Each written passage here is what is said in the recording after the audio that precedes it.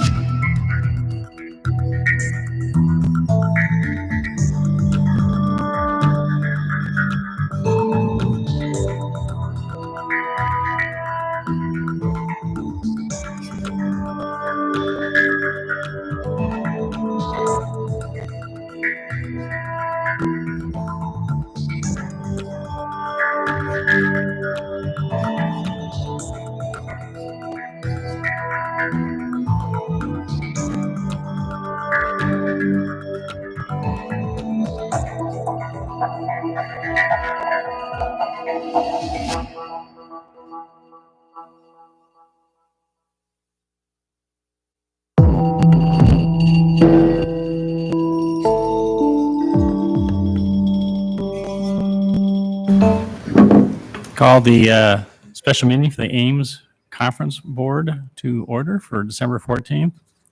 Good evening, board members. We'll start off with a roll call, please, for attendance. Ames City Council, Present. Here. Story County Board of Supervisors, Here. Ames Community School District, Here. Nevada Community School District, Present. Gilbert Community School District, and United Community School District. Thank you, Amy. All right, under item number 1, we have minutes of the conference board meetings that were held on February 23rd, March 23rd, May 11th, May 13th, July 27th, and October 14th for your consideration. And if everyone has reviewed them and it takes no exception to them, entertain a motion to approve. Otherwise, I'm open to discussion. Move to approve those minutes. Thank you. Is there a second? I'll second. Thank you. Moved and seconded. Those in favor of the motion, please say aye. Those opposed? Motion carried. Thank you. All right, under item 2, motion authorizing Human Resource Department to post the city assessor job vacancy to close on January 28th, 2022. Deb? All right. Good evening, board. We are at an exciting juncture here with starting to proceed to hire a new city assessor. We took the step earlier in November by calling together the examining board, and then they made the request to the Iowa Department of Revenue for the registered list of qualified assessors, and we received that list. There's about 207 names on that list. Half of them are noted as being retired, but there's 21 new names on that list as compared to a year ago. So we could have some new interest, maybe renewed interest in the position. So we'll proceed with sending out letters inviting all of those applicants or all those individuals to apply. One of the things that we talked about, including in that letter, is outlining the activities that have taken place since the last appointment. So we would talk about the status of the data conversion.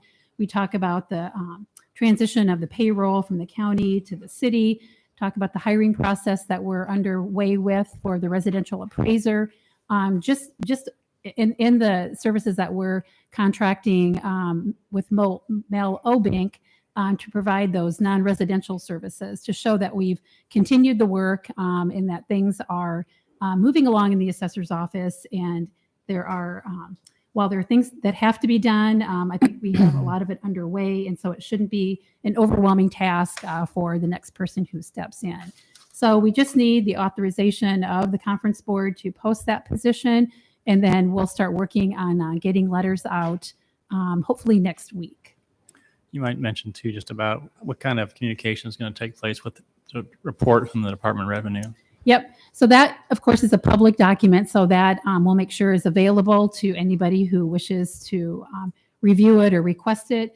And then if there are specific questions about that report, we're going to contact Julie Royson with the Department of Revenue to see if she would be okay with responding to those questions, since the report was authored by her. But we want to make sure that information is available to applicants as well.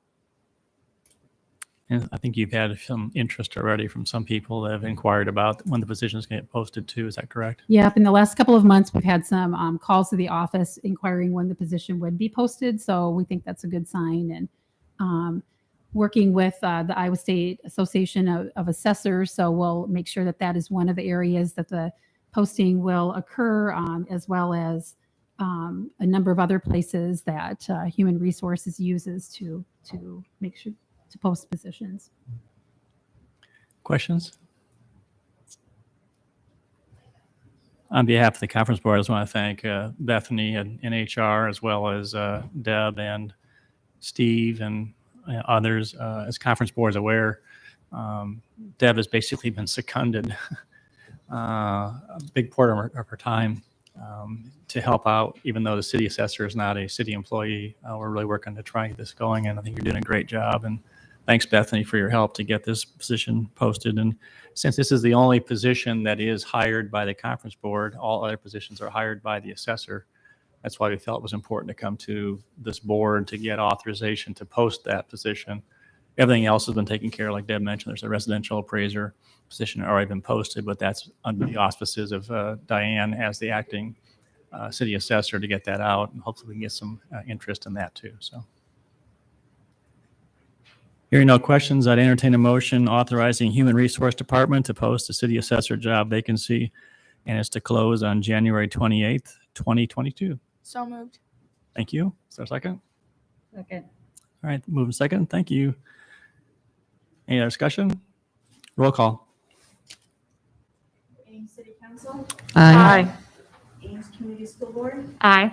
Story County Board of Supervisors. Aye. Nevada. Oh, that's right. No, Sorry. Data Community School District. Aye. Thanks, Joe. Thank you. All right, item 3. Deb, you want to talk about this too? If not, I'll talk about it. So for part of the interviewing process, which we anticipate starting in February, we would like to have a subcommittee of the conference board to be a part of that process. And so we need individuals from each of the jurisdictions to help us with crafting the questions, interviewing the candidates.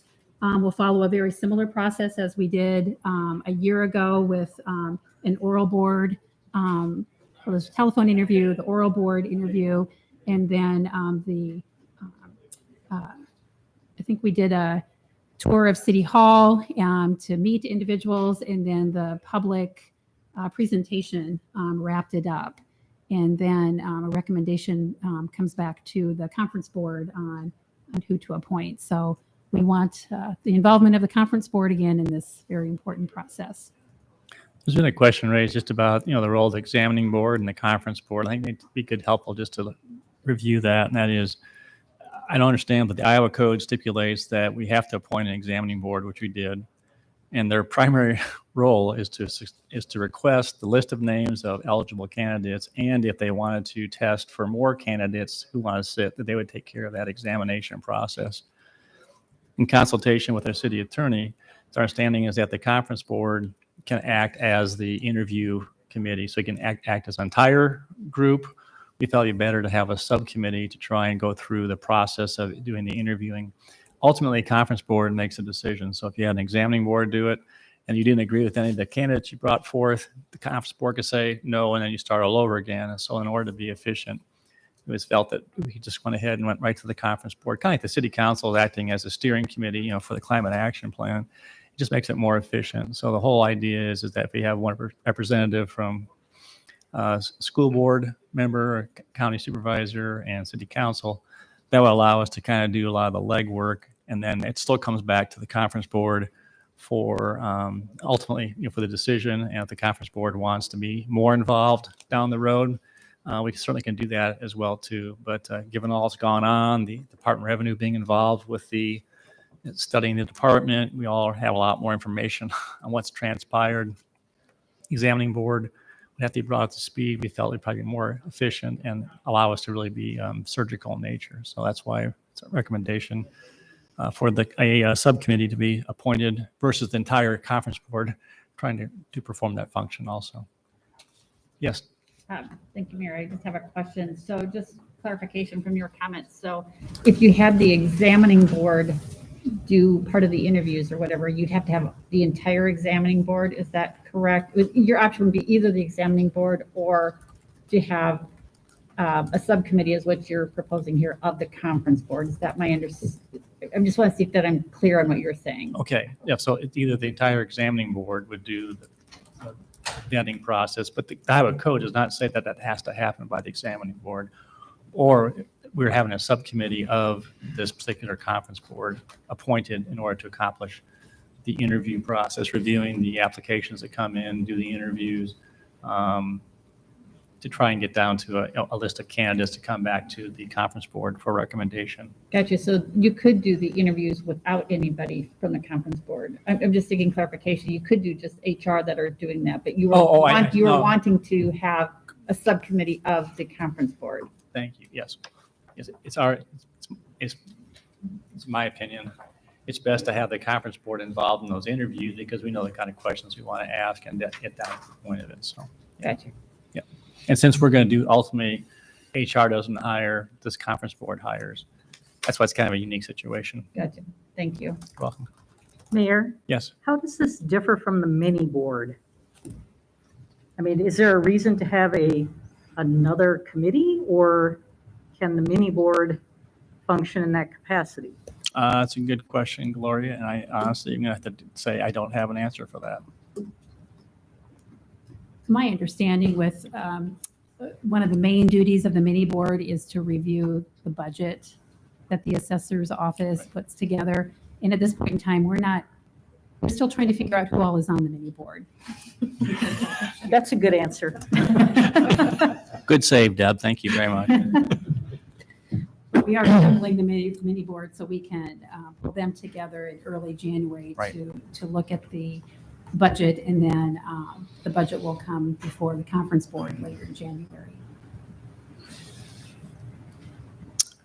All right. So supervisors, do you have anyone that you would like to nominate or appoint? Are you on the mini board? As chair, she would be. As chair, she would be against it. Oh, it doesn't matter. It doesn't seem- I don't think so. Who do you want? Interview again. I can do it if you want. to. Well, they're talking, how about Ames School District? Do you have anyone? Yeah, we'll nominate Alan Beerbaum. Okay. Jill, given the fact that it's an City Ames assessor, as a school board member, are you supportive of that? I am. Thank you. Ames City Council, I would nominate Mayor John Hala. Do we have to second that? please. I'll second that. Thank you. Do you have to nominate? I'll nominate Lisa Hedens for supervisors. For a second. I'll second it. All right, very good. All right, so there's Alan Beerbaum from the representing the school districts, mayor as city council, and then Lisa Hedens as the supervisor. So is there a motion appointing those three individuals to a subcommittee? So moved. Second, is there a second? Second. Second, all right, roll call, please. Ames City Council, Aye. Story County Board of Supervisors, Aye. Community School Districts. Aye. Aye. Thank you. All right, thank you very much. Conference board comments, supervisors, any comments tonight? I don't think so. No, thank No, Thank you for coming. How about you, Ames? Nope. Joe, any comments tonight? Just thank you for making this available, Zoom for me. Thank you. Oh, you're welcome. Thank you for attending. Ames City Council, any comments? All right, entertain a motion to adjourn. So moved. All right, we are adjourned. Thank you. Thank you.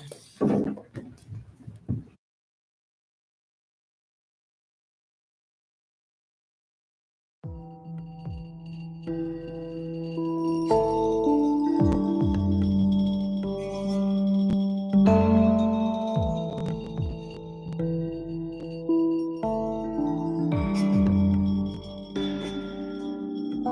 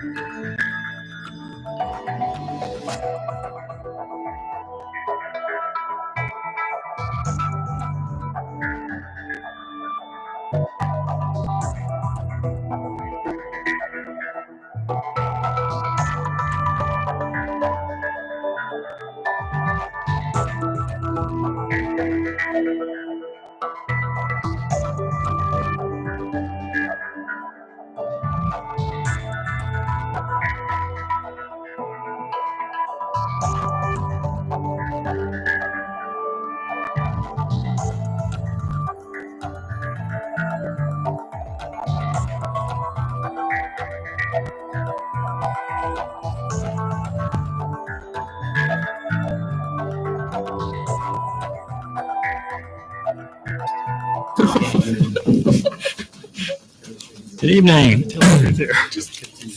Call the regular city council meeting to order now for December 14th. Welcome, council, and those who are joining us tonight. And it's my honor to start out the evening with a presentation of a Government Finance Officers Association Distinguished Budget Presentation Award for FY 2020-21 and FY 2021-22.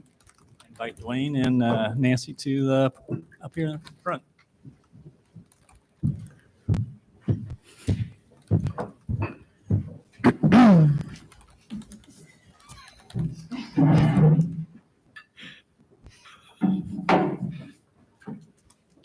I'll hold it now.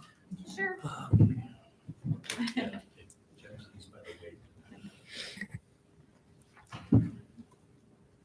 City of Ames is proud to announce that its 2020, 2021, and 2021, 2022 budgets have been honored with Distinguished Budget Presentation Awards. The budgets were submitted to the Budget Awards Program of the Government Finance Officers Association of the United States and Canada, also known as GFOA, where they were reviewed by GFOA professional staff and by outside reviewers with experience in public sector budgeting. These are the 35th and 36th consecutive years that the City of Ames has been honored with the award. Approximately 1,500 cities, counties, and school districts in the United States and Canada annually receive this award. For budgets submitted for the 2020-2021, 10 cities and 3 counties in Iowa received the award. And on behalf of City Council, congratulations. I think that we take for granted the excellence that your department exudes and under the city manager's leadership. But congratulations, and we appreciate that. And I've been informed that there are some treats here for you to take home with you. That's extra for that, and they don't go. So anyway, do you have any comments you wish to make, Dwayne? Just like thank all the mayor and council staff members. This award feels a little more extra earned going through a derecho, a pandemic, turnover of people, but all through that, I think we were able to hold things together and still put a good budget together. It's 2 years because we didn't meet in person last year, so great to be back and to see everybody in person. So we'll see a lot of you over the next couple of months. So thank you.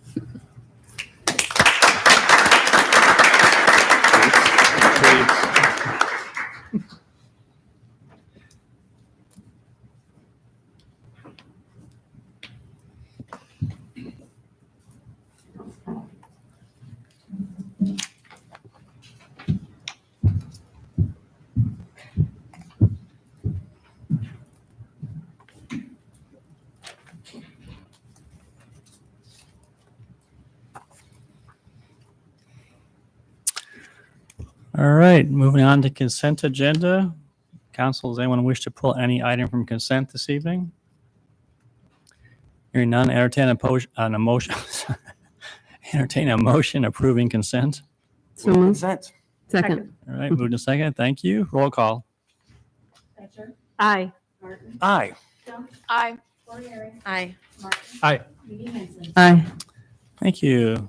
Moving on to public forum. This is a time we set aside for comments from the public on topics of city business, other than those listed on the agenda. We will not take any, council will not take any action on your comments due to the requirements of open meeting laws, but may do so at a future meeting. We would ask that speakers would limit their comments to 3 minutes or less. And I have one, I apologize, we do not have orange cards out tonight. I have one individual who's expressed interest, and after he speaks, if someone else wants to address council, you're welcome to do so, and that is Grant Thompson. I'm sorry. Apologies. Grant, you're on number 31. I'll call you up that time. Sorry. Anyone want to address council under public forum? If you would please state your name and also your address for the record, since you don't have cards. Hello, my name is Hector Arbuckle, and I live at 2503 Bruner Drive. Thank you. So I live in University Village, which is a area, part of campus where students live. It's specifically aimed towards generally older and graduate students, and then north of that, there's Schiller Village with families. So living here, I've noticed that most of us are pretty dependent on the bus lines, and many of us do not have cars. And so we take the buses to get groceries, to go to Iowa State, etc. I've noticed that Stang Road, which is pretty fast-moving, pretty wide road, there are 3 bus stops of the Brown North, Peach North, and one other route, I believe, that are at Stang Road at Greensboro Drive southbound. I don't know why it's called southbound because it's actually northbound. Stang Road at Blankenburg Drive and Stang Road at Bruner Street. So when the buses drop people off there, or when people want to go and pick up the buses there, they have to cross Stang Road, and there's no crosswalk, and there's also there's none of the shiny little things, and so people who cross there have to get exposed to 4 lanes of traffic, and neither the cars don't have any warning about it, and the people kind of just have to find their way to get there. And the nearest actual signalized crossing would require them to walk a quarter of a mile down there and then a quarter of a mile back. So I wanted to ask council if they could look at either changing the side routes or adding signalized some type of crossing with the little flashing lights, so that it's safer for pedestrians to cross and so that nobody gets hit. Thank you. Thank you. Anybody else? Richard? Richard Dale, Street Apartment number 2. I want to improve the national motto. It's like when the city of Ames was doing the thing for the tagline several years ago. I had gave them, you guys, the previous council, a document saying something like that, and it's in the records of city government somewhere. But it's like, I don't know who God is. The motto of the nation is "In God We Trust," since 1956, and you're better than God to listen to me. And I tried to do this one to my old man that I had on the bottom of this thing. This basically the conversion of taps, the military's lullaby. It ends as "God is nigh," and it's like it's like I kind of feel like some of this is just my own business and nobody else's anyway. But it's like I try to do it to my old man, and I got as far as the first line, and he goes, "God, sinner!" Richie. Okay, Richard. City business, please. Thank you. Anybody else? Seeing none, we will close public forum and we'll move on to item number 30, hearing regarding adoption of a new long-range comprehensive plan for the city of Ames, also known as Ames 2040 Plan. Kelly. Good evening, City Council. So it's been basically almost 3 years to the day since we kicked off this process with RDG at a workshop with Counsel, talking about the goals for the city and how City Council would like to see the process go and how they'd like to see the plan kind of come together. So after numerous workshops with the City Council, discussing different elements of the plan, specific topics, and then really coming back together this summer to pull the final complete comprehensive draft together. We've been working hard since July really to get this done before the end of the year. So based on your comments from this summer to put together the final draft, we had a comment period in September as like a preliminary opportunity for people to, again, provide additional feedback as we move forward on the plan. And in October, you gave us direction to finalize it and to start the public hearing process. And with that, we were able to go to the Planning and Zoning Commission in November to have a public hearing on the complete comprehensive draft. The commission voted unanimously to move forward with the plan. And tonight we are returning and presenting the plan to you for your approval. It may seem like a short presentation, but I know we've lived through this for 3 years. So for the public, all of this is available on cityofames.org, Plan 2040 on the website. You can see the whole sequence of public input, the workshops, the discussion points, the presentations, everything you want to know about how we got to tonight is absolutely publicly available. So really tonight I'm looking for approval of a resolution to replace our 1997 plan with Ames Plan 2040. There's a second part to the resolution acknowledging that our fringe plan, which is the 2-mile extraterritorial area around the city, that we have an intergovernmental agreement with Story County and Gilbert about joint administration in that area, that will continue through August 1st of this year. We have a contract essentially with those entities. And even though Ames Plan 2040 has some divergent policies from that fringe plan, for the next 7 months, we will continue to follow that as we're obligated to do with the 28E agreement.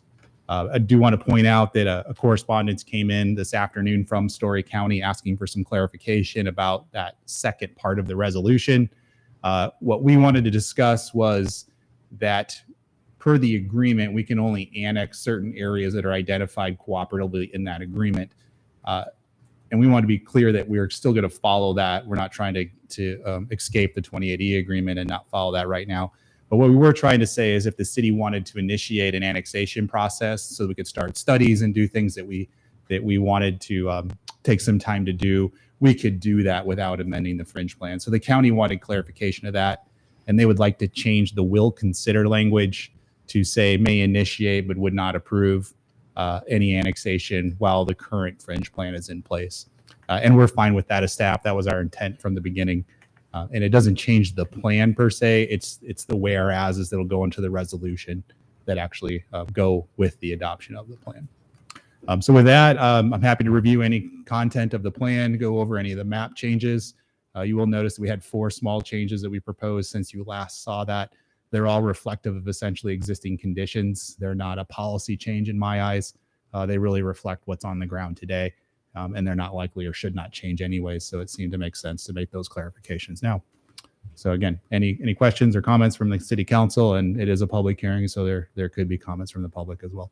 So Kelly, we can make this change that's being proposed. That's not a material change that would require us to delay this. No, you're talking about the county request? Correct.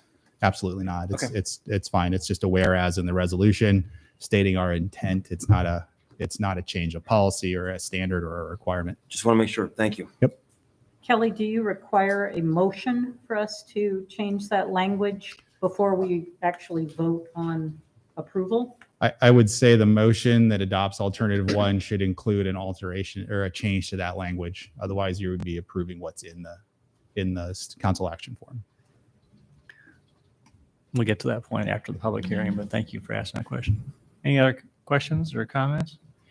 I do have a question about a possible edit that we discussed earlier today. Would you like to take this now? Or could I refer you to page 64 of the plan? And this is the the issue involving the development guidelines on civic or public land.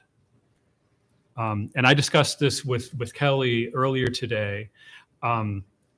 This text is about what happens when civic or public land is then acquired by someone who wants to use it for a private purpose.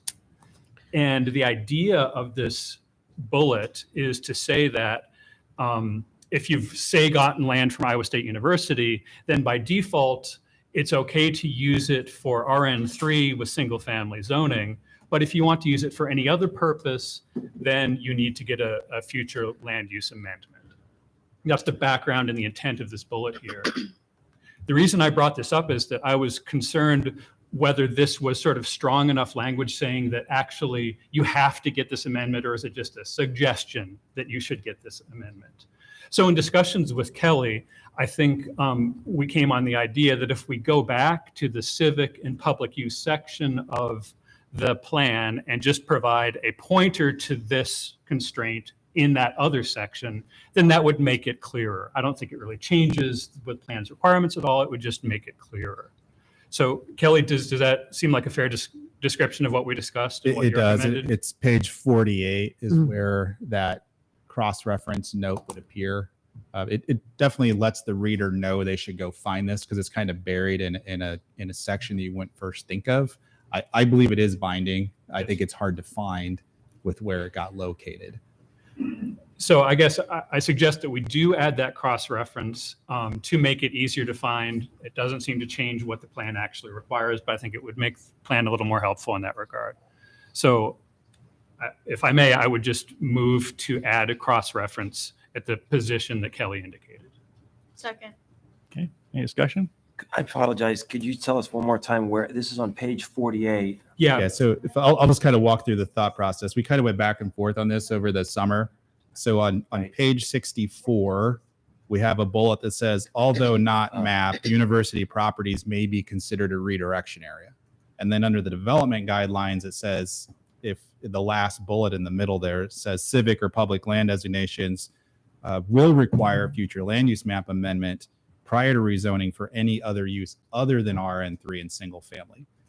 What's not clear to the readers if you go on page 48 and you read the civic land designation, that there's any tie to this redirection page. So we're just cross-referencing. I think the policies are clearly applicable, but it'd be easy to miss and not understand that that's intended. That's great. Thanks for bringing this up, David. Okay. Those in favor of the motion say aye. Aye. Any opposed? Carried. Anything else, David? No, some comments eventually, but not right now. Okay. Any other questions for Kelly? All right, I'll declare the public hearing on adoption of a new long-range comprehensive plan for the city of Ames, known as Ames 2040, to be open. And if anyone's interested in addressing council, you may do so. Ash, if you can keep your comments to approximately 3 minutes in length.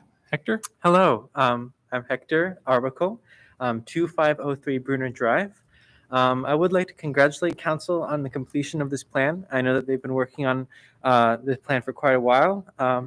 So I think that this plan is better for sure than the current land use plan, but I still think that it has some fundamental drawbacks. And I think the drawbacks, the crux of this is that it still embraces the urban planning ideas of the 1920s and 1950s, which are auto-centric hierarchical transportation networks and separation of uses and densities. That is, putting different pods of like residential, commercial, and everything separate from each other instead of allowing them to be integrated together. And so this kind of forbids diversified walkable communities, and this is at expense to the long-term health, well-being, and fiscal integrity of the community. Personally, I think the city should no longer create exclusively low-density residential districts, exclusively high-density residential districts, or exclusively commercial districts. Instead, our neighborhoods should all allow for diversified development of different uses and densities by right. This way, we can have people with businesses and apartments and homes near each other so that we can have more integrated communities. Let's repeal the restrictive minimum parking requirements, minimum lot sizes, minimum setbacks, maximum dwelling unit densities, and minimum frontage requirements. Let's relax the restrictions on commercial buildings in residential areas so that all neighborhoods can have access to commercial goods and services within a 5-minute walk. And let's even move to a nuisance-based standard for zoning instead of land use zoning, so that instead of restricting commerce per se, we restrict pollution, noise, maybe excessive traffic, etc. And none of this would necessarily cost anything to the city, but it might allow the city to get more tax value out of the same amount of infrastructure that we have. Speaking of infrastructure, I would think it'd be very interesting for the city to attempt to calculate the future cost liability of maintaining and replacing all of our existing infrastructure over the next 50 years. I know it's impossible to know for certain what these values will be, but former resident Nitin Gadia did a calculation of the cost of streets, like a rough calculation, and he found that Ames might need to increase its property tax revenue by over 40% in order to pay for the maintenance of our own existing streets for the next generations. I would love to see the city do this calculation on its own to judge the accuracy of it, and then include all the other parts of the infrastructure as well, so that we can ensure that our city is on a sound financial footing for the future. Thank you very much, and I'm very excited for the future of Ames. Thank you.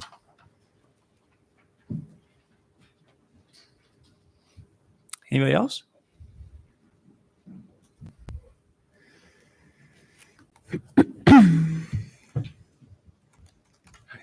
Kim Christensen, 2985 South Dakota Avenue. The comment that I have is concerning the Tier 2 designation on the southwest part of Ames, the property outside of Ames. If you were to look at, I think it's page 40, there is a definition of Tier 2, and Tier 2 says infrastructure is available with extensions of existing lines under 1/2 mile. The southwest part of south of 30, which you remember was quite a controversy of getting that out of the plan as being the main area of development from before, is included, I think, in that southwest as Tier 2. And it shouldn't be Tier 2, it should be Tier 3, just purely from that, your own definition of what Tier 2 and Tier 3 is. If you look on the next page, it's actually mentioned and actually singled out on the very last paragraph of the East Development Region under Tier 1, and then it says under there that, for example, the Tier 2 area of the Southwest Growth Region also contiguous to existing urban development could experience development during the planning period. Almost kind of implying that Tier 2, because it's Tier 2, it's going to be more likely to be part of the planning, but it's not Tier 2, it's Tier 3. And so I think there's maybe a fallacy in what the definition of Tier 3 and Tier 2 is. And then in the next page after that, then they have the southwest part under Tier 2, 314 acres, which I assume is the property that's outside of the city that possibly could come in, which again would be that particular piece of property. And if you look at the map on 39, it's included as in the southwest. So my concern is that by definition, the southwest south of 30 should not be Tier 2, but should be Tier 3, because it's more than 1.5 miles, or at least 1.5 miles from infrastructure. It doesn't make sense. Thank you. Thank you, Kim. Anybody else?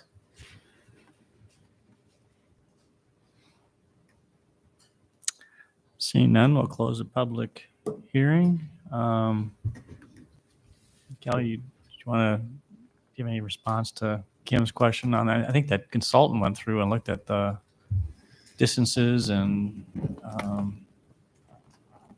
any feedback on that, or?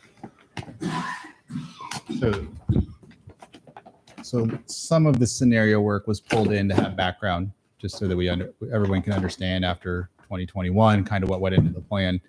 And this map was a real critical decision point for the city council in the process. You had looked at first scenarios, which had the land use patterns for housing and for commercial and different things. And And we said, okay, we kind of like how we did this 15,000 person kind of scenario everywhere. And then we asked RDG along with our engineering consultant, HDR, to kind of put some sense of what's more readily serviceable was the phrase I think we used for the most part. And that's where we broke down the planning areas into blue, green, purple, and orange, kind of 1, 2, 3, and 4. The quote that Mr. Christensen had, yes, that's in the plan, but in totality, the green areas were in totality viewed as a second step of progression of development. There was some impediments. They weren't as easy as the tier 1 blue areas, but it wasn't necessarily a policy filter that excluded everything and looked at it that way. So specifically what Mr. Christensen's talking about is this green area south of Highway 30. It's been shown as a tier 2 since we started the process. City Council didn't pick it to be as a focus of growth for the city. So when we look at the future land use map, it doesn't actually show anything specifically to the south the way it does to the north of Highway 30. From an urban reserve perspective in the fringe part, it does show that area as urban reserve. And this map is still in there to kind of give, again, a contextual explanation of the possible progression of growth throughout the city over the life of the plan, or maybe even beyond the plan. So for me, I don't view that one quote about an infrastructure segment at a half mile being directive that council can't consider in totality the area to potentially be tier 2. There isn't really a great policy that says anything must happen here either. It's really background information in my eyes at this point. It really could be a change by council.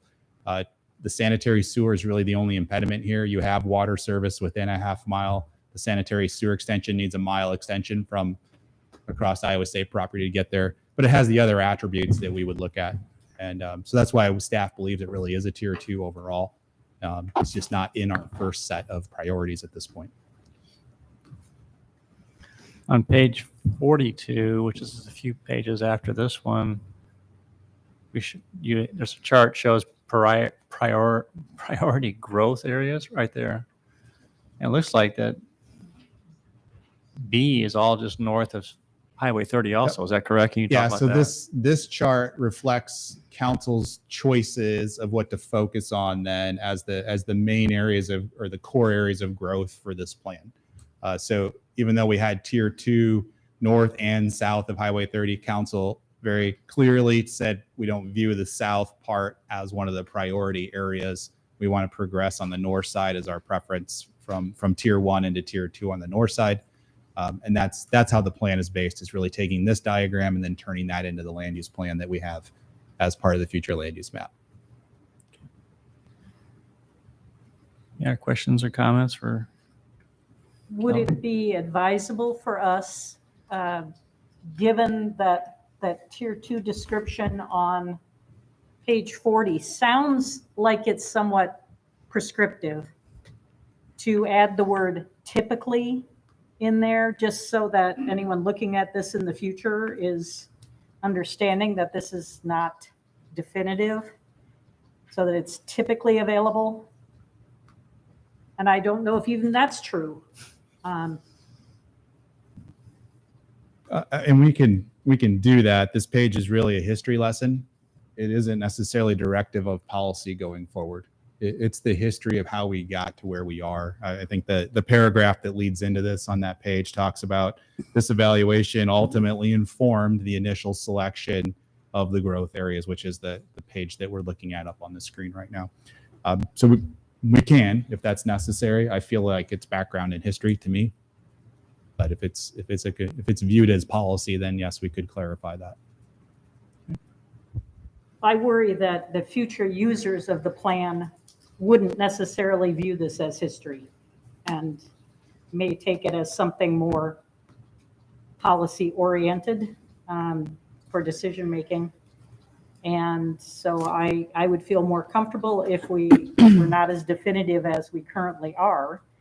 But I also don't know if that's accurate. Is it accurate to say that typically this infrastructure is available? I'd have to go off the top of my head. I couldn't say yes or no. I'd have to go back through the matrix. So we had a matrix that identified kind of what the infrastructure needs for each area were by category, whether it was a road, water, sewer. So off the top of my head, I couldn't say. I mean, obviously here, sewer was a mile away. That's just an obvious one here. I don't know if that's the case in all of them or not. It's my understanding from the staff report that council can anticipate that over the course potentially up to next year, year and a half, that there may be some minor changes, not policy changes, but like Scribner catches or whatever. So is this something that if council felt that they wanted to communicate that it could be, we could proceed tonight with getting this, approved and just look into that one item and give you a little chance to look into it? So we could do that. If it was clear what we wanted to do tonight, we could roll it into approval. What the mayor is referencing is in the implementation chapter. I carved out, assuming we don't have it perfected, that policy isn't going to change, but how it's worded, is there a clarification that's necessary to make that clear that we can do those adjustments without it being a formal public hearing and amendment to the plan, because we're not really changing anything. We're just kind of reformatting is kind of the way I would look at it, or adding supplemental information. So we could do it that way also if we wanted to get more background information, but proceed tonight and then decide if we want to update that paragraph or that introduction to it or not. That's an option. Other questions?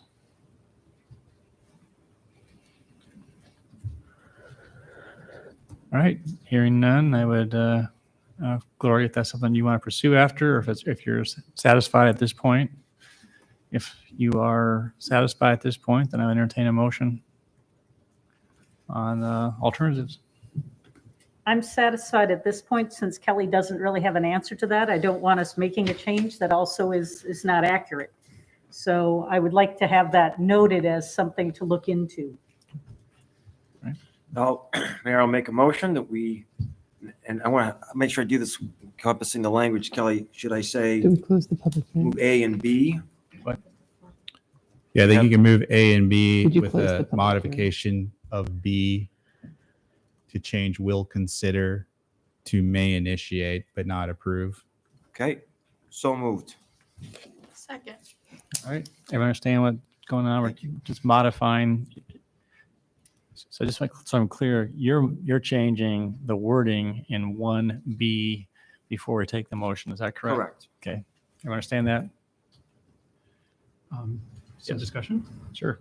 I would just like to say a few comments about this, and I want to say this because we've actually received a lot of public input on this plan going back to October. We haven't necessarily discussed it that much at council, the scope of the comments we received. I know I haven't. So I just wanted to say a couple of words about my impressions of this plan. I think that we've tried to identify and channel the significant forces that we foresee coming to us in the future into useful directions. We've heard a lot of interest from the community, from parts of the community, in actually removing housing options in favor of a more future-oriented approach with higher densities and fewer automobiles. I'd like to point out that the plan and the map that we're looking at now has the NCMU areas, that's the neighborhood core mixed use areas, in new lands both in the west and the south. So that's good. This is a special subset of neighborhood core usually associated with walkable urban neighborhoods. So there is some of that. As a council, we've also repeatedly expressed desire for infill and redirection, even though we know it's going to be expensive, it's going to be controversial. But we're just not taking an authoritarian approach where we're locking down the perimeter of the city and saying, take it or leave it. We know people are going to want to live and work in Ames, hopefully play here too. And so ultimately, I'm currently unconvinced that if we prevent additional low density housing in Ames, that will actually reduce greenhouse gas emissions. Because we have an enormous number of commuters coming in and out of town every day already. And it's just really hard for me to imagine that if we remove housing options that attract people to Ames, that people in Iowa seem to want now, that will force them to just capitulate and demand housing in these high density neighborhoods that they're not used to living in right now. I think that they will just commute from nearby communities. So that's the current conditions. And, 5 years later, I might be looking at this differently. But I think that's why I think this plan strikes a really good balance and why I support it. So those are my thoughts. Thanks, David. Any other comments? Okay, those in favor of the motion which amends item 1B on the council action form, please say aye. Aye. Any opposed or abstaining? Motion carried. All right. Entertain a motion on alternative 1. Move alternative 1. Second. Thank you. Any further discussion? All right, let's do roll call. Garten, Aye. Jones, Aye. Warrior, Aye. Martin, Aye. Evie Henson, Aye. Spencer. Aye. Kelly, on behalf of council, I just want to thank you for all of, I know you put a lot of time into this. Your staff put a lot of time into it. And I think that it's, as David said very eloquently, this is I think it's a good compromise, but I think it's really a tribute and to the work you put into it. We haven't seen that. We're not behind the scenes, but please communicate to your staff that we appreciate what you've done and all your efforts. I know that you probably got frustrated at times because we kept asking where are things going, and we had COVID thrown into the mix of that. But anyway, I think your fingerprints are all over it, and thank you for your efforts on behalf of on council. So Yeah, thank you very much. I mean, it was definitely a group effort, especially at the beginning with doing community outreach. It's not an easy task to try to get people interested in a document like this, but we definitely tried to at the beginning and keep those that are interested following us all along until the end. as you said, it's not perfect, but the point is things get caught, we're going to go through it and do some cleanup. But I think that we got a great foundation to work for them, and it's a plan. It's not permanent policy that can't be changed by future councils if necessary too. So, all right, moving on. Moving on to item 31, hearing a proposed zoning text amendment to standards for detached garages and accessory buildings and non-conforming structures. So Benjamin Campbell will present that item.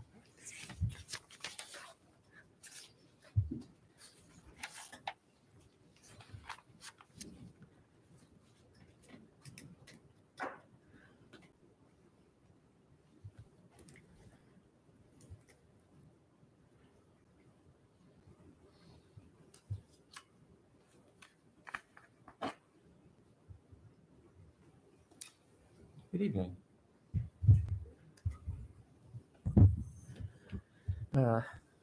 The text amendment before us tonight comes to us initially from a request from Grant Thompson, whose property is up there. He's also with us this evening.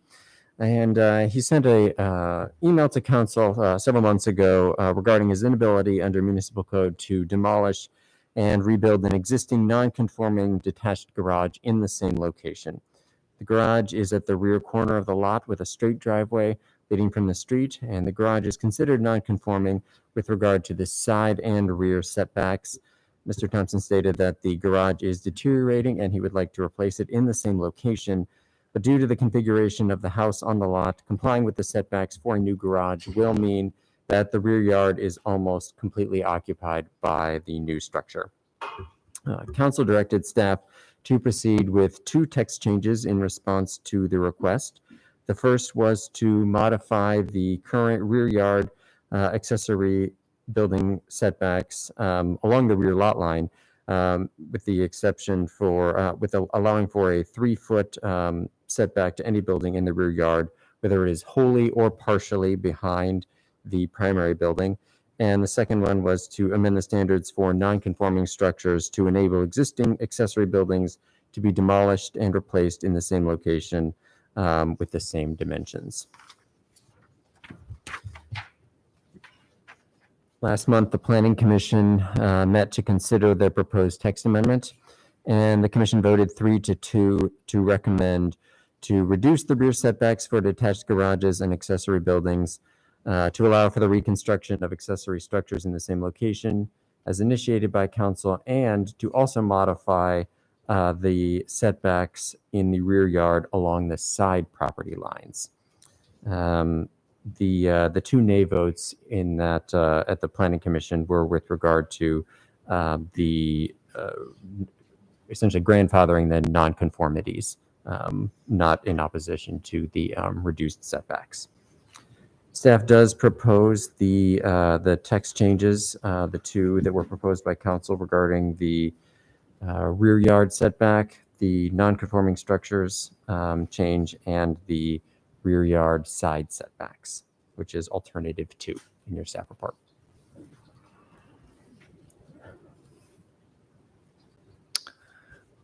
Thank you. Questions? Benjamin, could you clarify, this isn't just for the Old Town area, this would apply to all of Ames? That is correct, yes. So could you help us just think of some hypothetical situations where this would come into play? Where this would help someone? Right. Is that what you're asking? Mm-hmm. I do have some. I did look at a great many properties throughout the city where there are non-conforming structures. I looked at a few. This one is in Old Town. This is one I just picked because it illustrated the point. There's an accessory garage that you can see behind to the northwest corner of the house, where this is a 2-story home. Without the proposed changes, if that garage were to come down, to build a new garage would have to be 8 feet from the side property line, which would put it behind the house, meaning you'd have to have a really awkward garage that would be required for, or really awkward siting on the lot in order to put something there that would comply with the setbacks.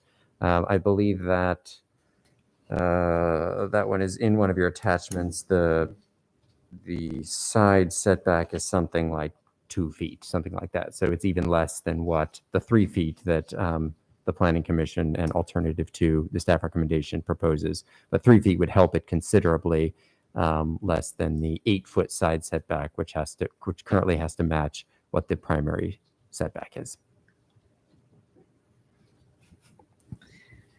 I think the main benefits are to a property owner. It gives more options on these smaller lots for basically being in the same spot as where their non-conforming garage, but maybe they can make it a more modern sized garage at the same time. The rebuild option is like for like. You can't make it any bigger if you want a 0 setback, versus if you choose to go to 3 and 3, you could maybe get a little bit bigger, more usable space, but you're moving further away from that property line. And if you choose to go to 3, you still have to deal with the building code issues. You have to have firewalls for separation requirements. Eaves can't extend all the way to property line, so that the 3 foot still has some constructability issues that go with it. It just gives the property a little bit more flexibility in trying to get a usable garage back in the space. So the commission basically is creating more flexibility.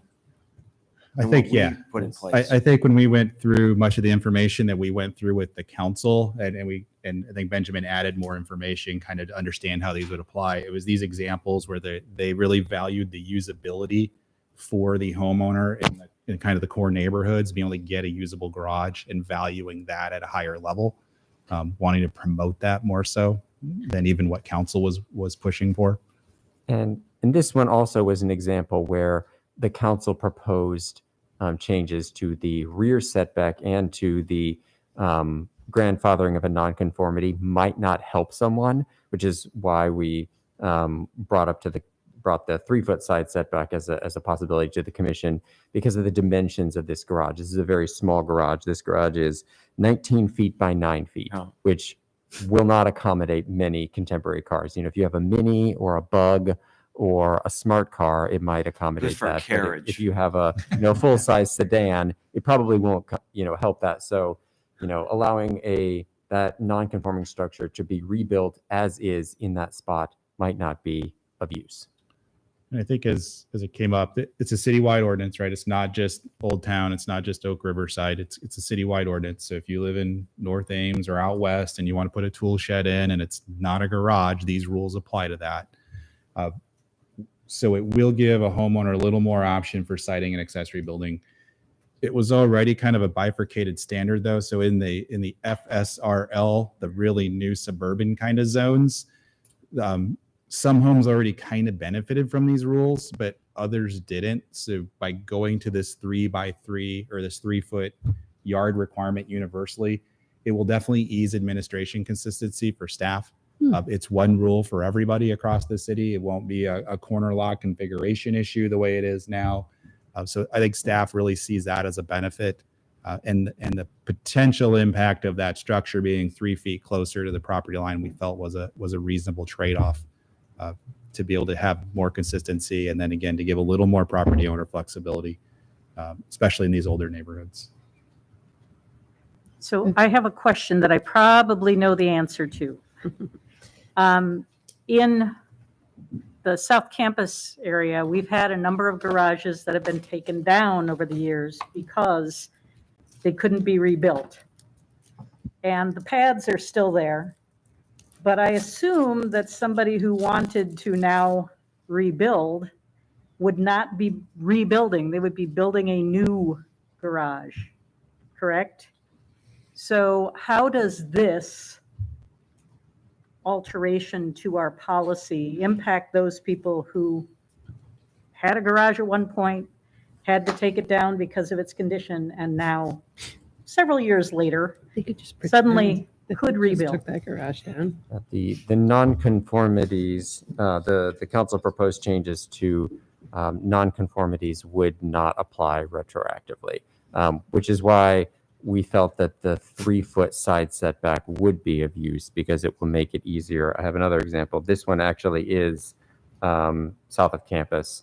The garage is obviously still there right now, but a 3-foot setback would make that a situation like this much easier to be rebuilt than to go the full 8. The nonconformity going back into the past is a tricky thing to do. It's a They could just be like, oh, no, that was there. The garage was there until Well, when yesterday. you see the pads still there, it's hard not to believe them. So the way the code is written for the rebuild option, you have 18 months from the time that structure went away. So if someone did it last year and they pulled the demo permit and we have a record, they might benefit. But if it was 6 years ago, they can't benefit from that. 3-foot option will benefit them, but the true rebuild won't. Any other questions? All right, I'll declare the public hearing on the proposed zoning text amendment to the standards for detached garages and accessory buildings and non-conforming structures to be open. Is there anyone who wants to address council? Grant?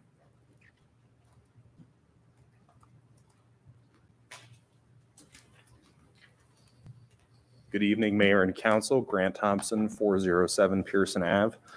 Thank you much for taking up this request many months ago when it was submitted and allowing it to go to planning and zoning and finally back before you this evening. As a personal interest, of course, this option 2 would be beneficial in my case. I do think that the 3x3, 3-foot side, 3-foot rear addition from planning and zoning does give quite a bit of flexibility. It was asked, as an example, if something had been torn down, could it be replaced? Fort 13, the property immediately south of me, is one of those cases where they took a garage down a few years ago, cannot rebuild, and therefore they have 2 Rubbermaid sheds there. I believe that the 3x3 would benefit them in this case as well. And so I think both in light of the Ames 2040 plan, thinking of reinvestment and walkability and keeping those parts of the community reinvigorated, that this amendment is fitting in keeping with that and trying to make sure that Ames remains a vibrant place where people want to live and work and have the ability to responsibly redevelop their properties. Thank you. Thank you. Anybody else? Hearing none, we'll close public hearing. Council, any further questions? Entertain a motion. I'd move alternative 2. Second. Moved and seconded. Any further discussion? So just quickly, I like this for 2 reasons. One is we've been talking about this issue for several years. And so It's fun to see this come together, but it's also fun. It's a good example how a citizen has a concern, raise an issue, goes through the process, and we're making a change to make the city better. So for all kinds of reasons, this is pretty cool. We could call it the Thompson Amendment. Should we call it that? I suggest you call it the Campbell Amendment. If it wasn't for city staff. There we go. Oh. Team effort. So good work, Ben. So thanks. Okay. Roll call. Jones. Aye. Warrior. Aye. Martin. Aye. Dee Hanson. Aye. Fetcher. Aye. Garden. Aye. Thank you. So we'll see the second reading January 11th, and then the third would be the 25th, correct? Unless you put it on the workshop agenda next week. Okay. But Very yeah, good. otherwise it won't be effective till the end of January. Okay, thank you. All right, moving on to item 32, future status of the School Resource Officer Program at the Ames Community School District. Steve? For those of you who don't remember, our community resource program actually began in 1995-96 upon the request of the school district. And at that time, the program actually included one full-time SRO that was assigned at the high school during the school, while the school was in session. Interestingly, in May of 2019, the school district approached the city again and asked for a second SRO to be assigned to the Ames Middle School. At that time, for the first time, we had this relationship back in 1995, but in 2019, we thought it was time we should formalize this partnership, and we entered into a more formal agreement, a 20-year agreement with the school district for this program. It is telling to note that when you look at the Council Action Form back in 2019, it emphasized in our report that the school resource officer is not to be a security officer for the schools. That was never our intent. Our primary intent for our program was to develop positive relationships with the youth in our schools, between the youth and the Ames Police Department. Now, I think it's been well documented with the return to the full-time in-house classes in August, the school district has faced many challenges in maintaining a stable and safe learning environment. As a result, at the request of Ames Community School District administrators, our SROs have spent more time during the recent months helping to restore order and enforcing school district rules that are interacting with students in more positive ways to create the trusting relationships we sought in our primary goal for the program. Now, realizing that this change in focus might not be meeting the needs of either party, administrators from the school district and the city manager's office have been meeting over the past months to discuss the future vision for our SRO programs. And quite frankly, during these discussions, it became apparent that the primary goals for the SRO program for each party were diverging. I think now the school administrators believe that they have made the necessary changes in staffing and procedures to reestablish a stable learning environment, and have reached a point where they would like to try other techniques and resources in lieu of utilizing police officers in the schools to serve the emotional and safety needs of their students. Given the lack of a shared vision for the primary goal of the SRO program at this time, and an indication that the school officials would like to pursue a different service model, both the school superintendent, Paula Vincent, and myself are in agreement in recommending that the existing 2080E agreement related to the SRO program not be renewed after June 30th of 2022. So I do want to point out that the school district met yesterday in formal session. I think they adopted the school superintendent's recommendation, and they're giving notice according to Article 3 of our 20E agreement that they would like not to renew the agreement, which was actually set to go from 2019 to 2024. So there might be some misunderstanding through the motion that it was only going to cease the program for one fiscal year. Actually, this is a notice that it discontinues the contract altogether. Now, I've been in consultation with police chief. He is in agreement with this. He also has told me that he's made tremendous progress in hiring quality police officers, but as you know, we bring them on, there's internal training and also academy training. So quite frankly, even though we've hired, how many have we hired so far, Jeff? Is it 8 or more? 3 out of 10. 3 out of 10? So far, but we've got them in line. They're in the last stages. Hopefully we'll get up to 10. But I want to tell you that even though we'll continue through June 30th, we don't have the people power to provide 2 SROs through June 2022. I've made that clear to the school district superintendent. I believe she understands that. So we'll only have 1 officer there throughout this remaining 6 months of our agreement.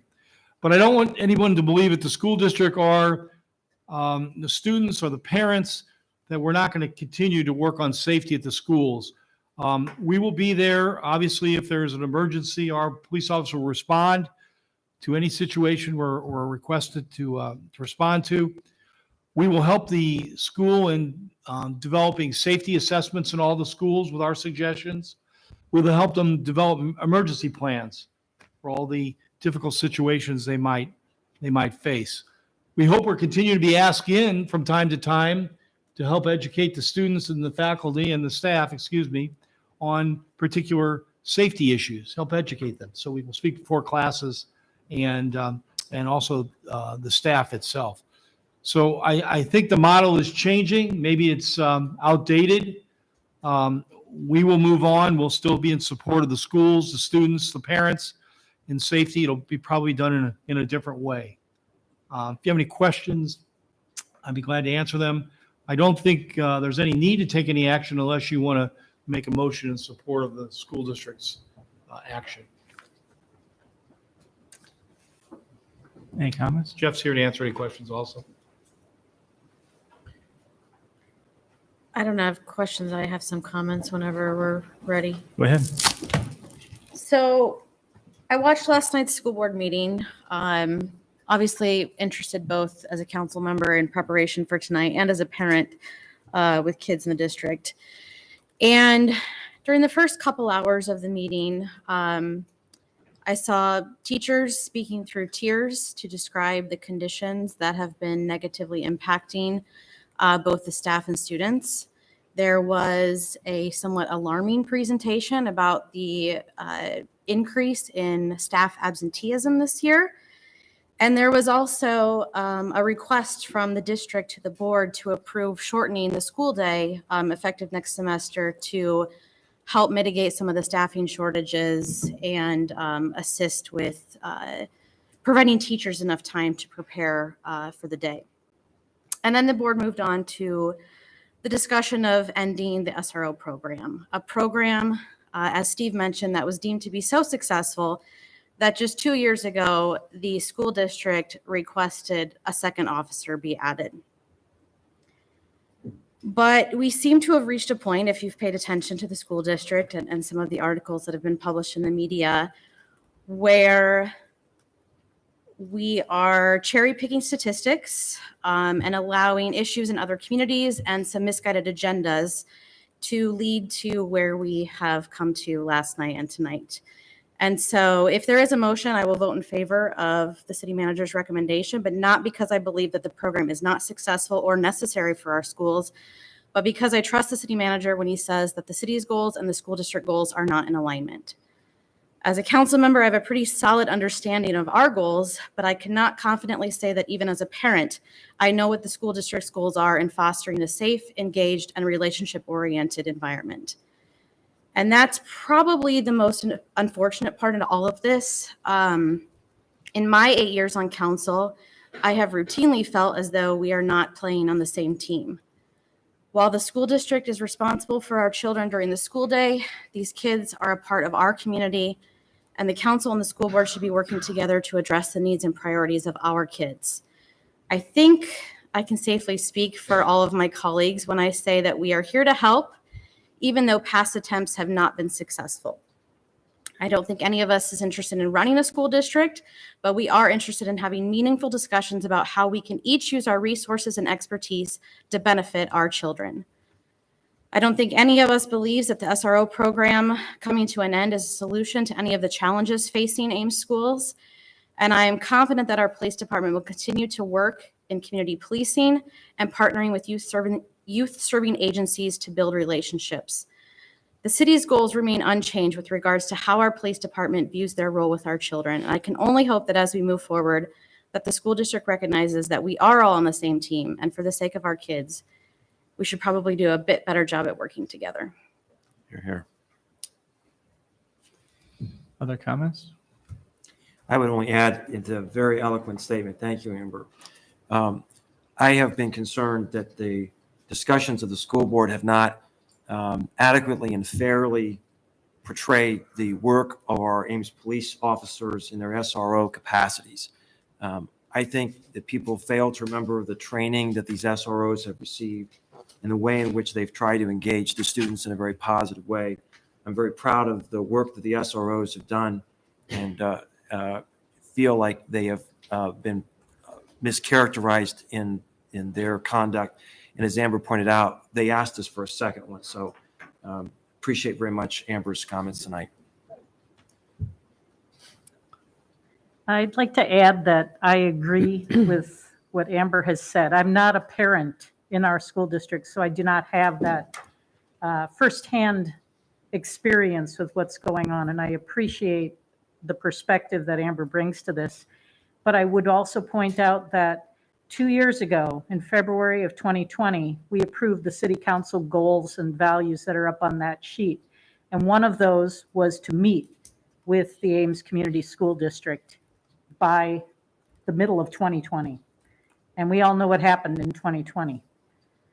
So I'm hoping that council will continue to have that as a goal to work with the school district, regardless of what happens with this particular 28E agreement, and that we can move forward in a productive partnership to address mutual concerns and needs. Any other comments? Well said. Is there a motion accepting the recommendation of city manager? So moved. Second. Any discussion? Those in favor of the motion say aye. Aye. Aye. Any opposed or abstaining? Motion carried. Thank you, Steve. All right, moving on to item number 33, Xenia Water Service Territory. Ryan?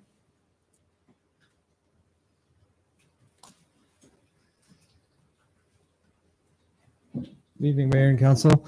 This is just a brief update.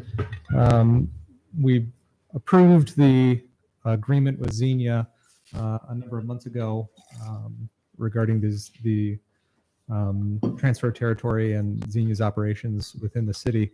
However, Xenia has requested a couple of minor modifications to the agreement, and then the USDA has also requested that we submit an assurances agreement that addresses non-discrimination and related topics. So we're simply asking for the council to approve those, the revised agreement and the assurance agreement.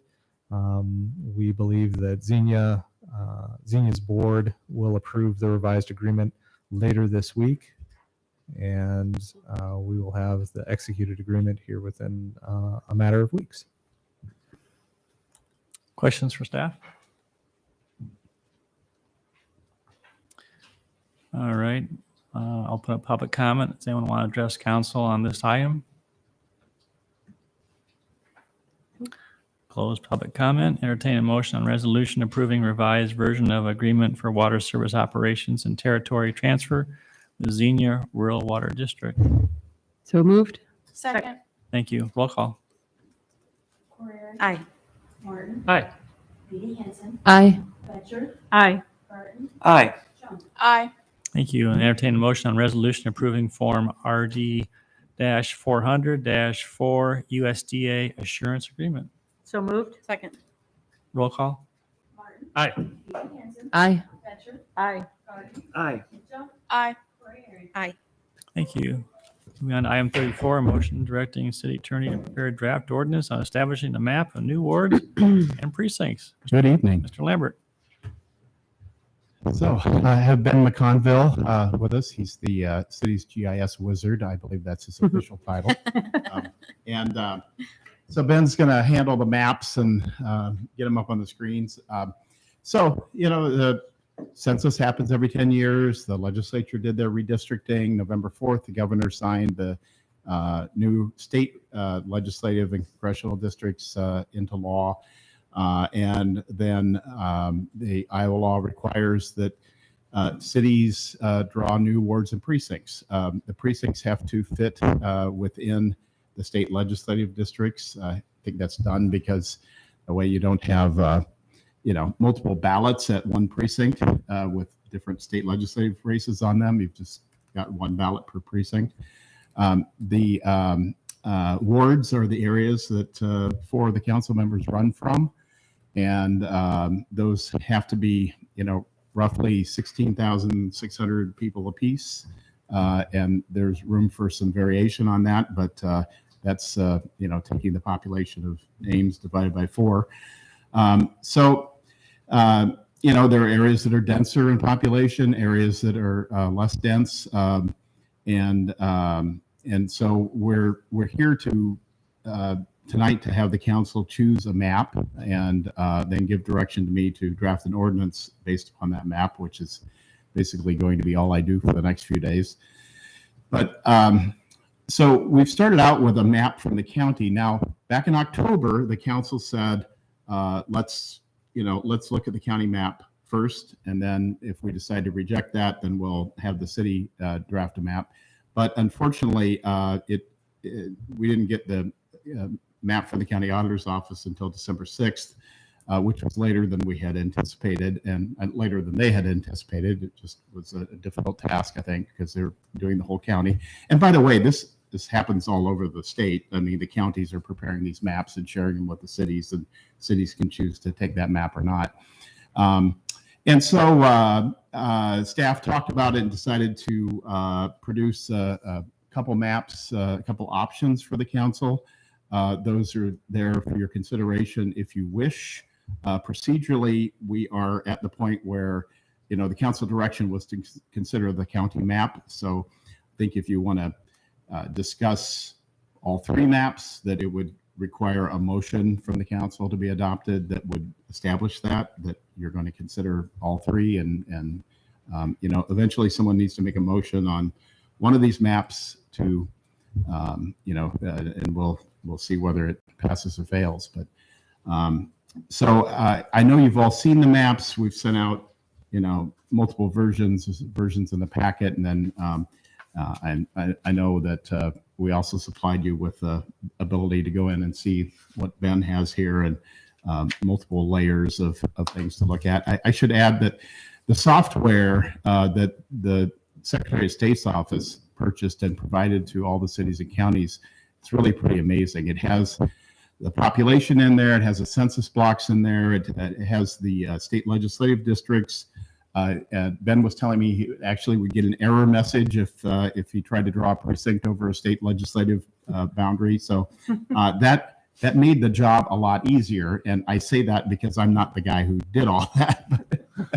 But anyway, so we're here to talk about it. And again, procedurally, the county map is the first thing to be talked about. You could talk about them one at a time or whatever. But I think if you want to consider more than just the county map, it's going to take a motion from the council to do that. So not to draw this discussion out, my understanding is that you have to have a motion if you want to talk about all 3. So I think the first question is there an interest in talking about all 3? If so, you need to have a motion. Otherwise, if there's an interest in just proceeding with the county map, we can take care of that in short order. I move we go forward with the county map. Second. Discussion? Those in favor of the motion say aye. Aye. Any opposed? Motion carried. We're done. Okay. Okay. Wow. We can talk more if you want. Power of maps. I The just alternatives were good. Thanks for all that work. Yeah, I mean, they were good. They looked nice. I just, It's hard if we can't consider demographics. I mean, kind of the first map we get is, I don't know how we could have a discussion, around it other than that. So county map looked fine. It seemed to, in your memo, you talked about just the criteria also that need to be followed, and it seemed like this. Yeah, when met the I criteria. was going to go through that when we get to the point of talking about the maps, but So but I should just state for the record and for the public out there that there are several things. You can't consider demographics beyond just population. You can't consider the addresses of incumbents. So if, more than one incumbent end up in the same ward, that's not something you can take into consideration when voting on it. So,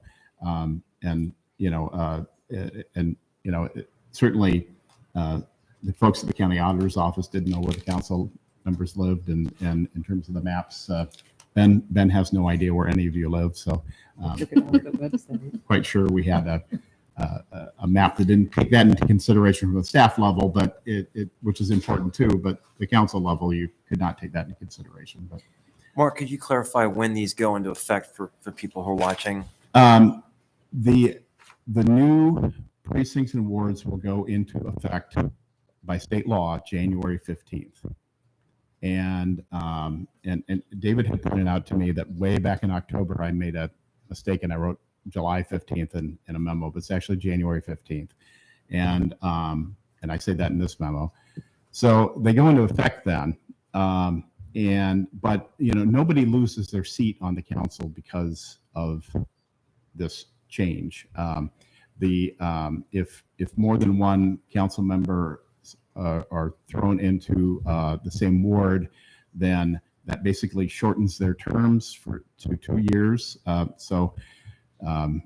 of the year after the next election, their term will end. So people that had a 4-year term suddenly find themselves with a 2-year term, and people can choose to run against each other or not run or whatever. So that's the, and so we'll sort all that out when we So get to for that those point. those of us who are in wards, so my Ward 2 changed boundaries, obviously. And so now, or as of January 15th, I will be representing different parts of the community than I do today. Yeah, and that gets tricky because, if you've got more than one incumbent in a ward, then you've got 2 people representing one ward. But there's sort of no way to avoid that until, after the next election. I am going to do some more research on that and talk to the Secretary of State's office. And so when we come back next week and consider the ordinance, I'll have a better answer to that, and how that's dealt with. And I imagine Diane, who's been through this before, probably has seen that happen too, and kind of knows how it works. But I've been really focused on the maps here, and I haven't gotten into that detail yet. In practice, I don't know how much of a deal that's going to be. I mean, we're not so crazy focused on our particular wards. Right. We think broadly about the community. So I'm going to care about Southdale. I'm going to care about West Ames, even though those aren't areas that I represent. So I don't know that it's going to change anything dramatically. Well, I don't think that we can simply disenfranchise an entire ward because my house is now in Ward 3. So We're it doesn't, counting on that. It does not make sense that would happen, right? So, Yeah, and I thought maybe you want to change the tag on your email to say, representing old Ward 3 and new Ward 4. I don't know. Well, I'll try to sort that out. I need to have a discussion with the Secretary of State's office, but I should have a better answer for that next time. All right, thank you. All right, moving on to item 35, resolution approving. Thanks, Ben. Do we need to schedule a special meeting then to, you just said that. We have a workshop scheduled for We'll do it next then. week, Good, and good. we're going to tag onto the workshop. And then we'll And I should say that the county auditor's office, by state law, and I told you this in an earlier memo, they have, by state law, 7 to 10 days to review the city's ordinance and give us feedback on it. Obviously, we've got less time than that because it's going to take a couple days to draft this ordinance. The software helps a lot with that, thankfully. But I've talked to Lucy Martin about it, and she's okay. You know, the purpose of that statute is to give the county auditor time to look at it.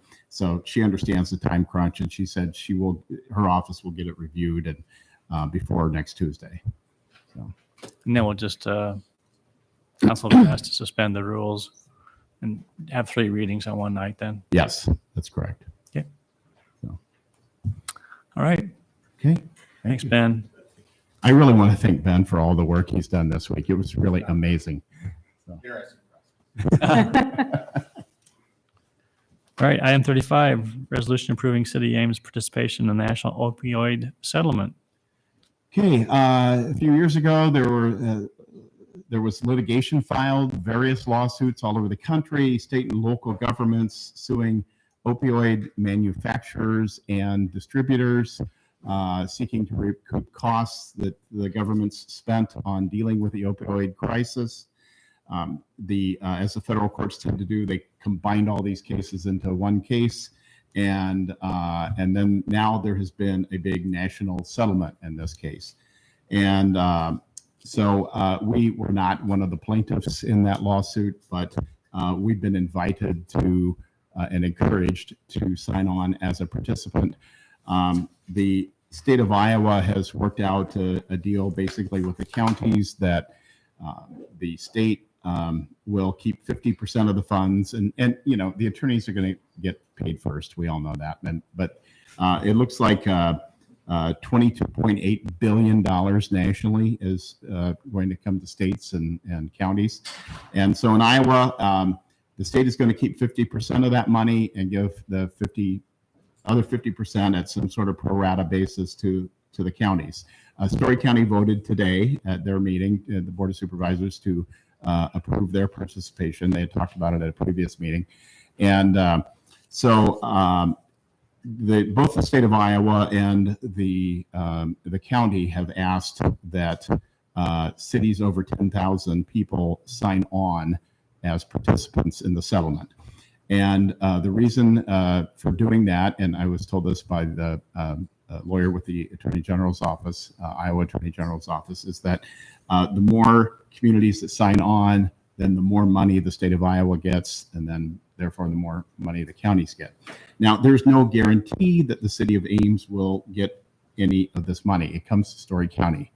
However, the thought is that the cities will negotiate with the county about getting a share, the county giving a share to the city to cover some of the costs that the city has had. There are limited ways this money can be spent on opioid abatement, and those were listed in the memo. You know, one thing that I found attractive that I think probably Chief Huff does too is paying for the Narcan, but treatment programs, that sort of thing, some of the things we fund through asset. And so we'll have that discussion with Story County after the funds come in. I don't know exactly when that's going to happen.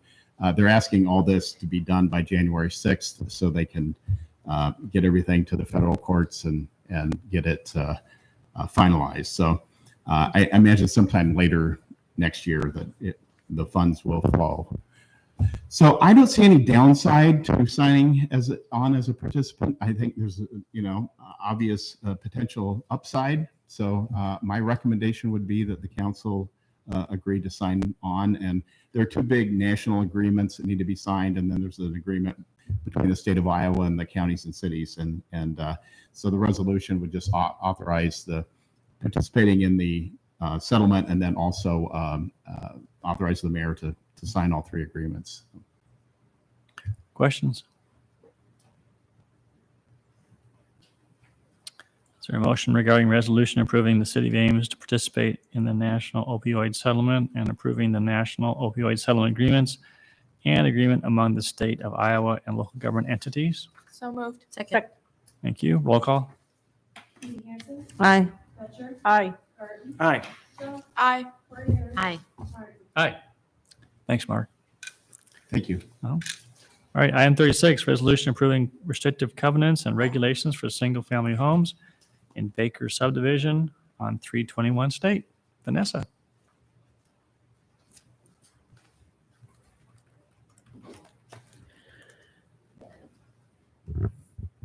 Good evening, Mayor and Council. Before you, you have finally the restricted covenants and regulations for the Baker subdivision, one of our final steps before we can start with building homes. And so, as you know, last year we did the Plaza survey, and we have been steadily working on the infrastructure improvements, and we're basically almost 90% completed with the infrastructure improvements, including the geothermal wells. So the next step, as you can see in your action form, is before we can start construction of the homes or even sell lots, we need to come up with the covenant regulations for the 26 single-family lots that's outlined in your attachment. And so been working steadily with the legal department and planning staff to bring these covenants together. We looked at several covenants throughout the city and other areas to just find some commonalities, and also to design this specifically for what the council's goals are for this particular subdivision. We talked about a few highlights on your council action form, and I will kind of go through those, but I just need to take a few minutes and kind of explain what's happened. We work with legal staff on these covenants early in the week, and then working with Vicki, and she had to leave to go out of town. And so then it was left to staff to work, and we got the version fixed up. So you have some changes that you didn't get to see that I want to clarify with you tonight. Is that okay? It's a different version they've seen in the packet? Yes, this was in your packet. Oh, what? It was in the packet? It's a different version than what was in the packet. Some items were left out in the version that got in your packet that I wanted to clarify what they are. And we do have copies of those if you want to see them available, but I just want to make sure you get the right version that you should have gotten. Okay. Is that okay? Okay. Starting on page 2, number 6, it says all lots have fences in the rear, and it should also have included the side yard as well. So that's being added to number 6, side yard as well as rear yard.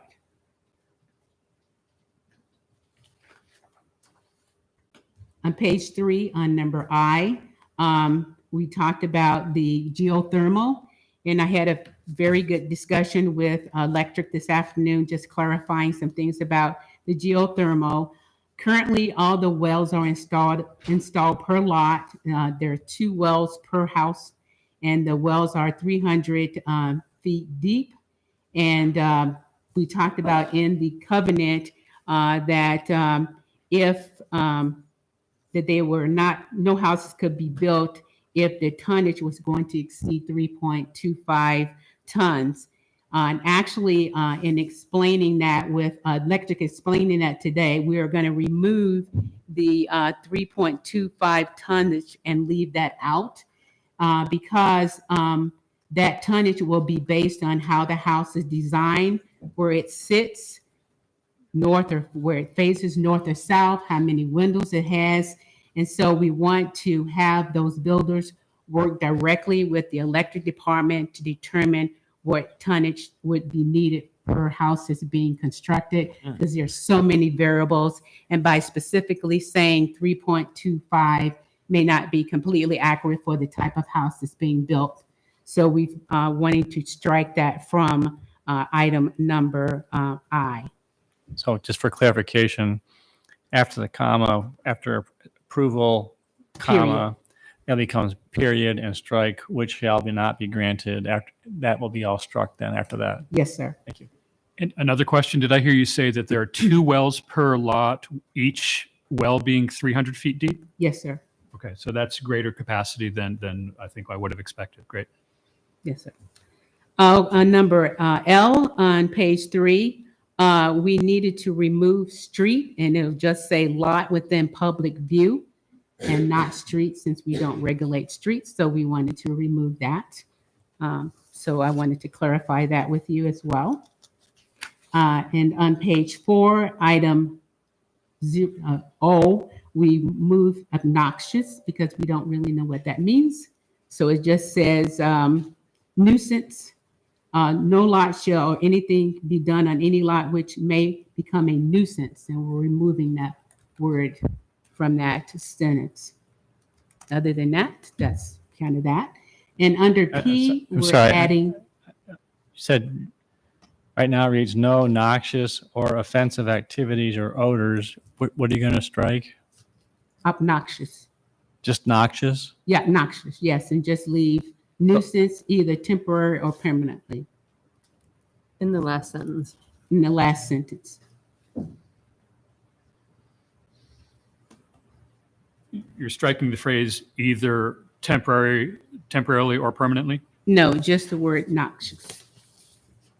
So no offensive activities or odors. Right. I see.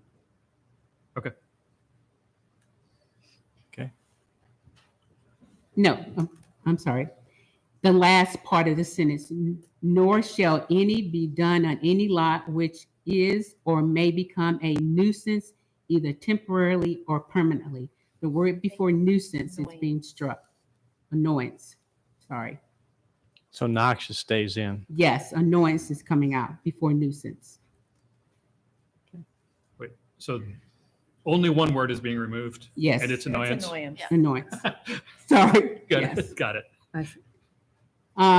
Under item P, we're adding cats, dogs, and cats. We left out cats. Dogs and cats is in there. Cats is there. Yeah, No, dogs, in the last cats, and sentence. Oh, in the last sentence. The last sentence. oh, We're adding cats. Okay. Under Q, we're adding the following construction of the residential dwelling on any lot, the front, side, and rear yard shall be sodded within 6 months.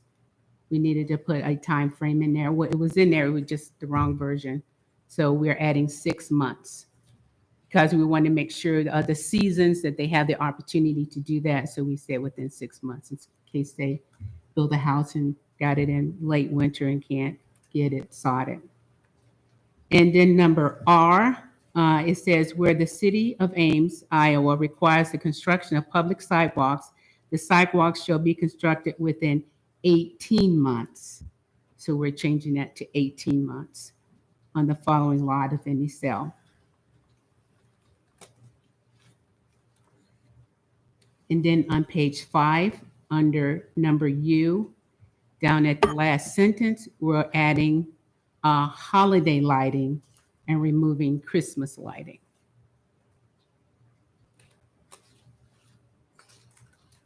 And so those were the corrections that was on the copy that didn't get to you as we worked on it. So I just wanted to clarify that and provide you with that information before we move forward.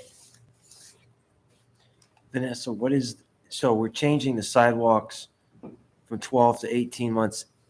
I thought we had to have the sidewalks in before 18 months normally. Is 18 now the norm? Well, this part of the sidewalks is as you build a house, there's no sidewalk. So when you build the house, you have to add the sidewalk. Right. So we're just trying to allow for some more time as the weather or what the season is, just to give them a little bit more time to get it in. Okay. But this standard, I guess my point is, this standard is the same as, if this was another subdivision, they'd have the same expectation, or is this longer than others? It might be slightly longer than others, but maybe by a couple of more months. We're just making sure that we give everybody enough time frame to get everything in. Okay. I have a small question on P about the dogs and cats that must be tied and controlled. It only lists underground invisible fence or on a leash. A regular fence is okay, right? Yes. Okay. I mean, we talk about fences are allowed in the subdivision, and They just have to be in the rear and side yards. Okay. I just didn't know if that needed to be explicitly mentioned, like the underground fence and the leash in this section. I had a question about item P2 actually, and that's chickens. Why?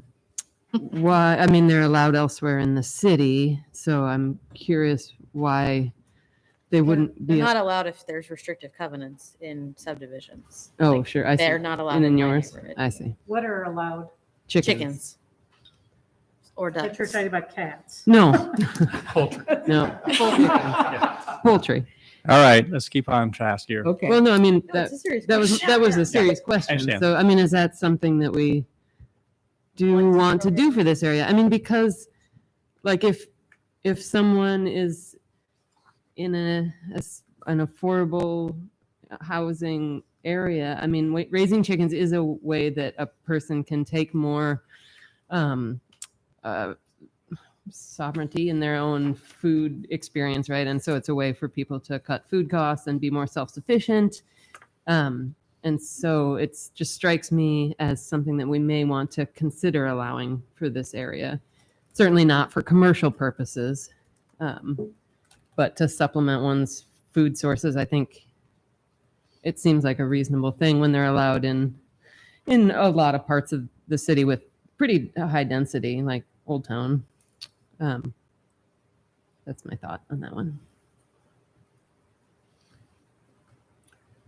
So can I? You make want a motion. on that? Yeah. I would move that we allow chickens. As many chickens as you want. Well, I mean, there's the nuisance law still kicks in, right? So that's how it is in other parts of the town too. So if you have like a loud chicken and your neighbors complain, like you can't have that, or rooster, sorry. And so there's still nuisance issues. But if the council would feel more comfortable with a cap, then I can consider it. Was there a second? No, there wasn't. Oh, Let's go ahead and get it. I would go say it again. Else. I would move that we allow chickens. Second. All right, discussion. Okay. So Vanessa, was this considered when drafting the restrictive covenants? Is there a staff perspective on this that we should consider? Is it just cut and paste? It's just draft covenants, and we just, like I said, looked at various covenants and just kind of copied some formats that were already there. So some of this was kind of cut and paste. From It's other. from other verbatim covenants my like that. homeowners So- associate. It's probably And we don't have a homeowner association for this subdivision. so there's no one to enforce it. So, well, Neighbor against neighbor. No, I That's realize how it is that, currently, but yeah. so there are two things that are true. All new subdivisions are going to have restrictions that will not allow poultry. But it's also true that They in don't- most of Ames, poultry is allowed. I don't know that this is, I mean, it's maybe very typical for subdivisions, but I could see a day in the future when the winds change on that. But there's no state law that requires that, for example. For right? new No, subdivisions. almost by definition, restrictive covenants can be tailored for that particular subdivision. Yeah. So, and I just assume that there's a reason for this, that it may impact marketability if people buy into a subdivision that they may find themselves with neighbors that have chickens and they didn't want to have poultry. So that's sort of the trade-off with restrictive covenants.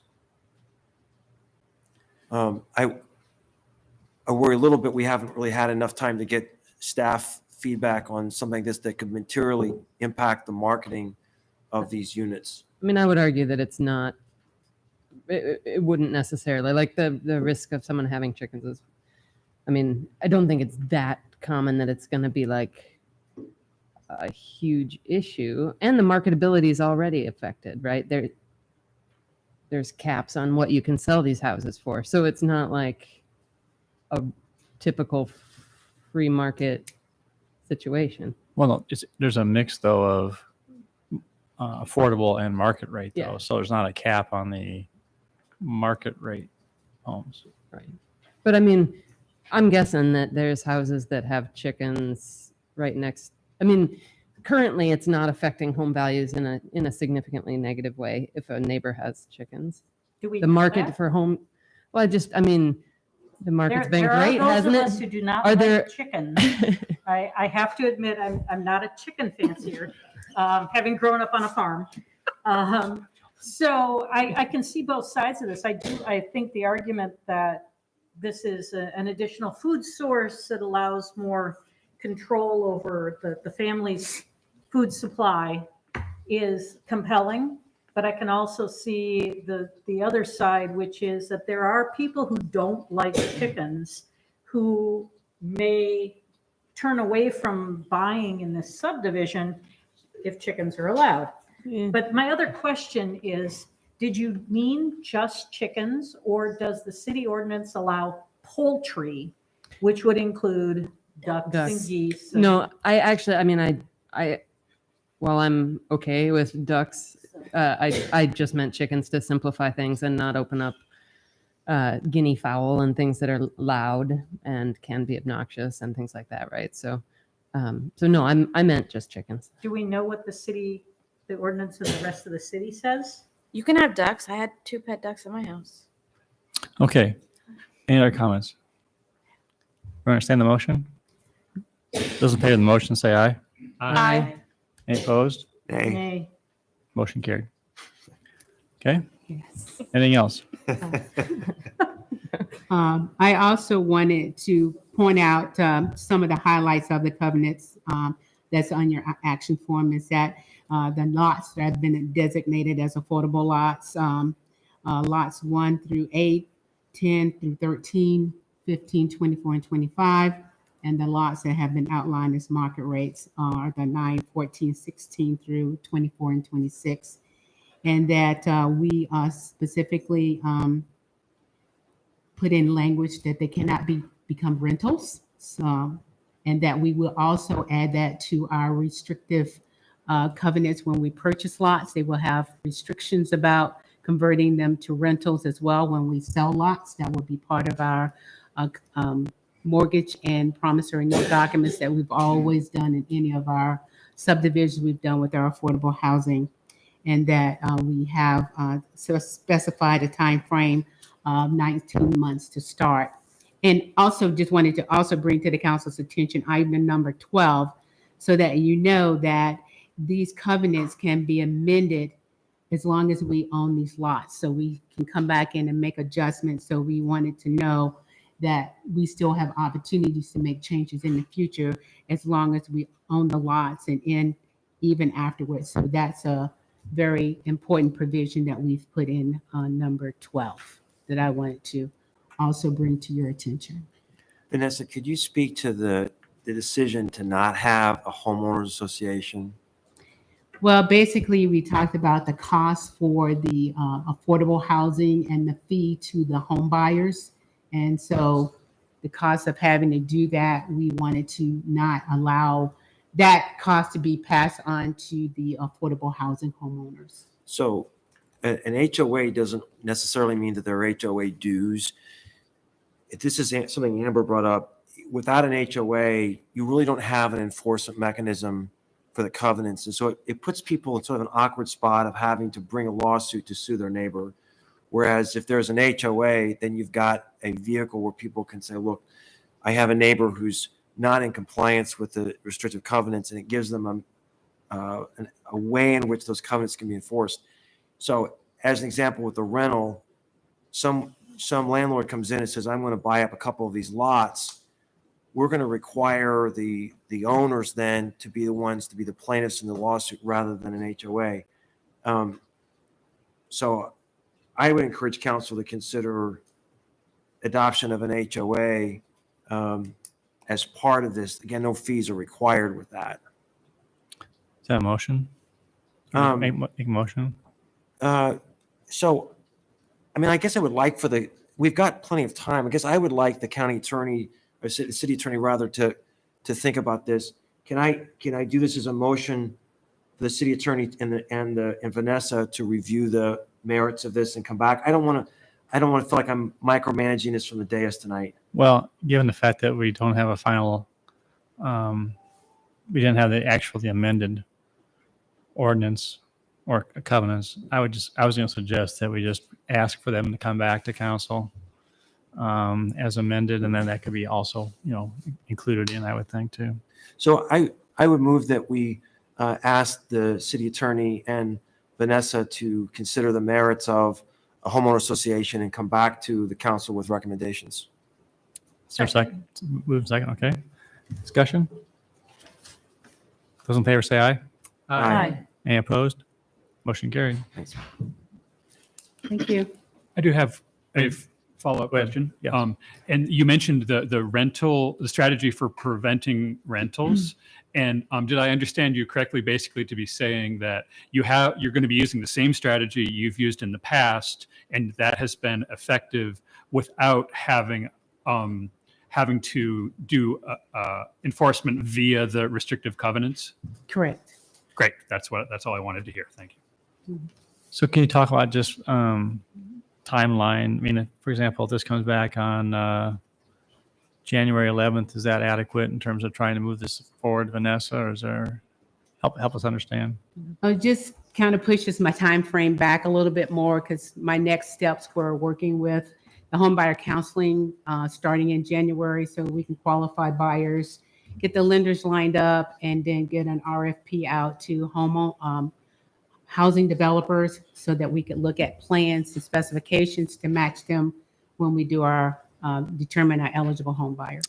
So We add it to the workshop. I should say, Mark, would it take much to get a memo on the homeowners association so we can get this thing dropped in on the 21st workshop?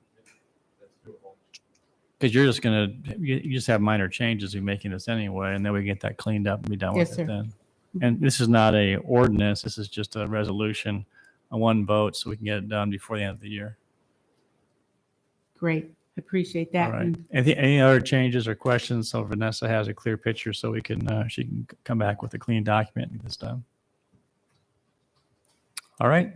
Thank you. Thank you. All right. All right. Move on. 37, initiation of voluntary annexation for 2105 and 2421 Dayton Avenue. Any questions for staff on this item? Voluntary.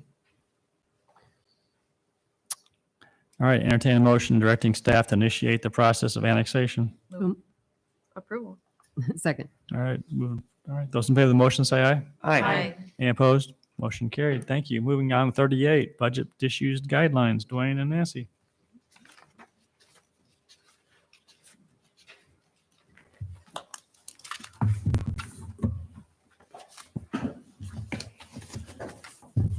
Mayor and Council, you have the issues document, and I think we lay out right at the beginning of what we're trying to do tonight, and that's just basically give a little bit of a big picture on the upcoming budget that we're already working on, that you're going to see a lot of in the near future, and then some of the factors that are going to impact the city manager's proposed budget, so you'll have a little idea of some of those bigger revenue and expense items.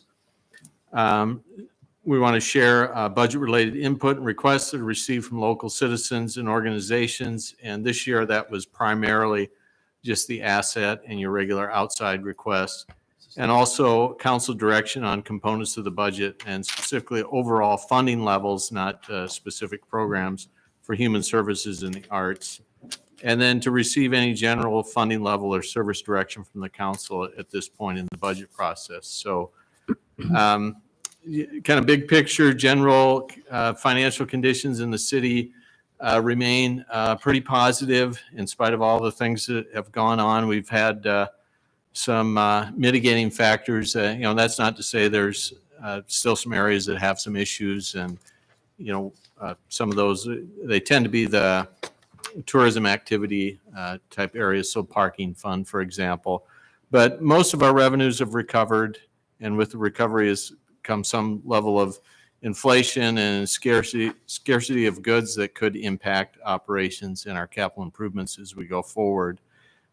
Probably the biggest item that we need to discuss, and Steve has laid this out in pretty good detail is on the expenditures of the American Rescue Plan funds. So that is a funding of over $14 million that's come to the city. Far different than any other grant program we have. It's administered by the Treasury Department, so they actually deposited half the funds, about $7 million. And that's that we have in cash. We're going to get another $7+ million this coming March. And the city manager has laid out a proposal of a plan to spend those funds. There's a fair amount of restrictions. Some of the allowed uses don't really fit well with the city. We don't run medical facilities and things like that. And there's also a time limit of when they need to be spent. So I don't know if you want to go through those now, Steve, or I'll go through and talk about property tax changes and. I'm sorry, the proposal? The proposal, Sorry. yeah. Yeah, I don't know if you have any questions on it. There's two different categories to this fund, the rescue fund. One of them, you can use lost revenues, and Dwayne has to calculate this from us. It looks at all the funds aggregated together, not the utility funds, but all those other funds together. And it's kind of interesting. We could have lost money in one fund and made more money on the other. If the net effect is positive, we don't get the benefit of it. But if you aggregate them all together, there's a number that shows from what was the beginning date? What was your? It's 18 months. The first one, it goes, the last one was measured in December of 20. Okay. And So then the next. we calculate them all every together, all the funds combined that we could qualify, and we have about 1.370 money that's lost. We can use that for whatever purpose we want. I would not suggest we use it for all operations because it's only one-time money, right? So, and that's through that 18 months.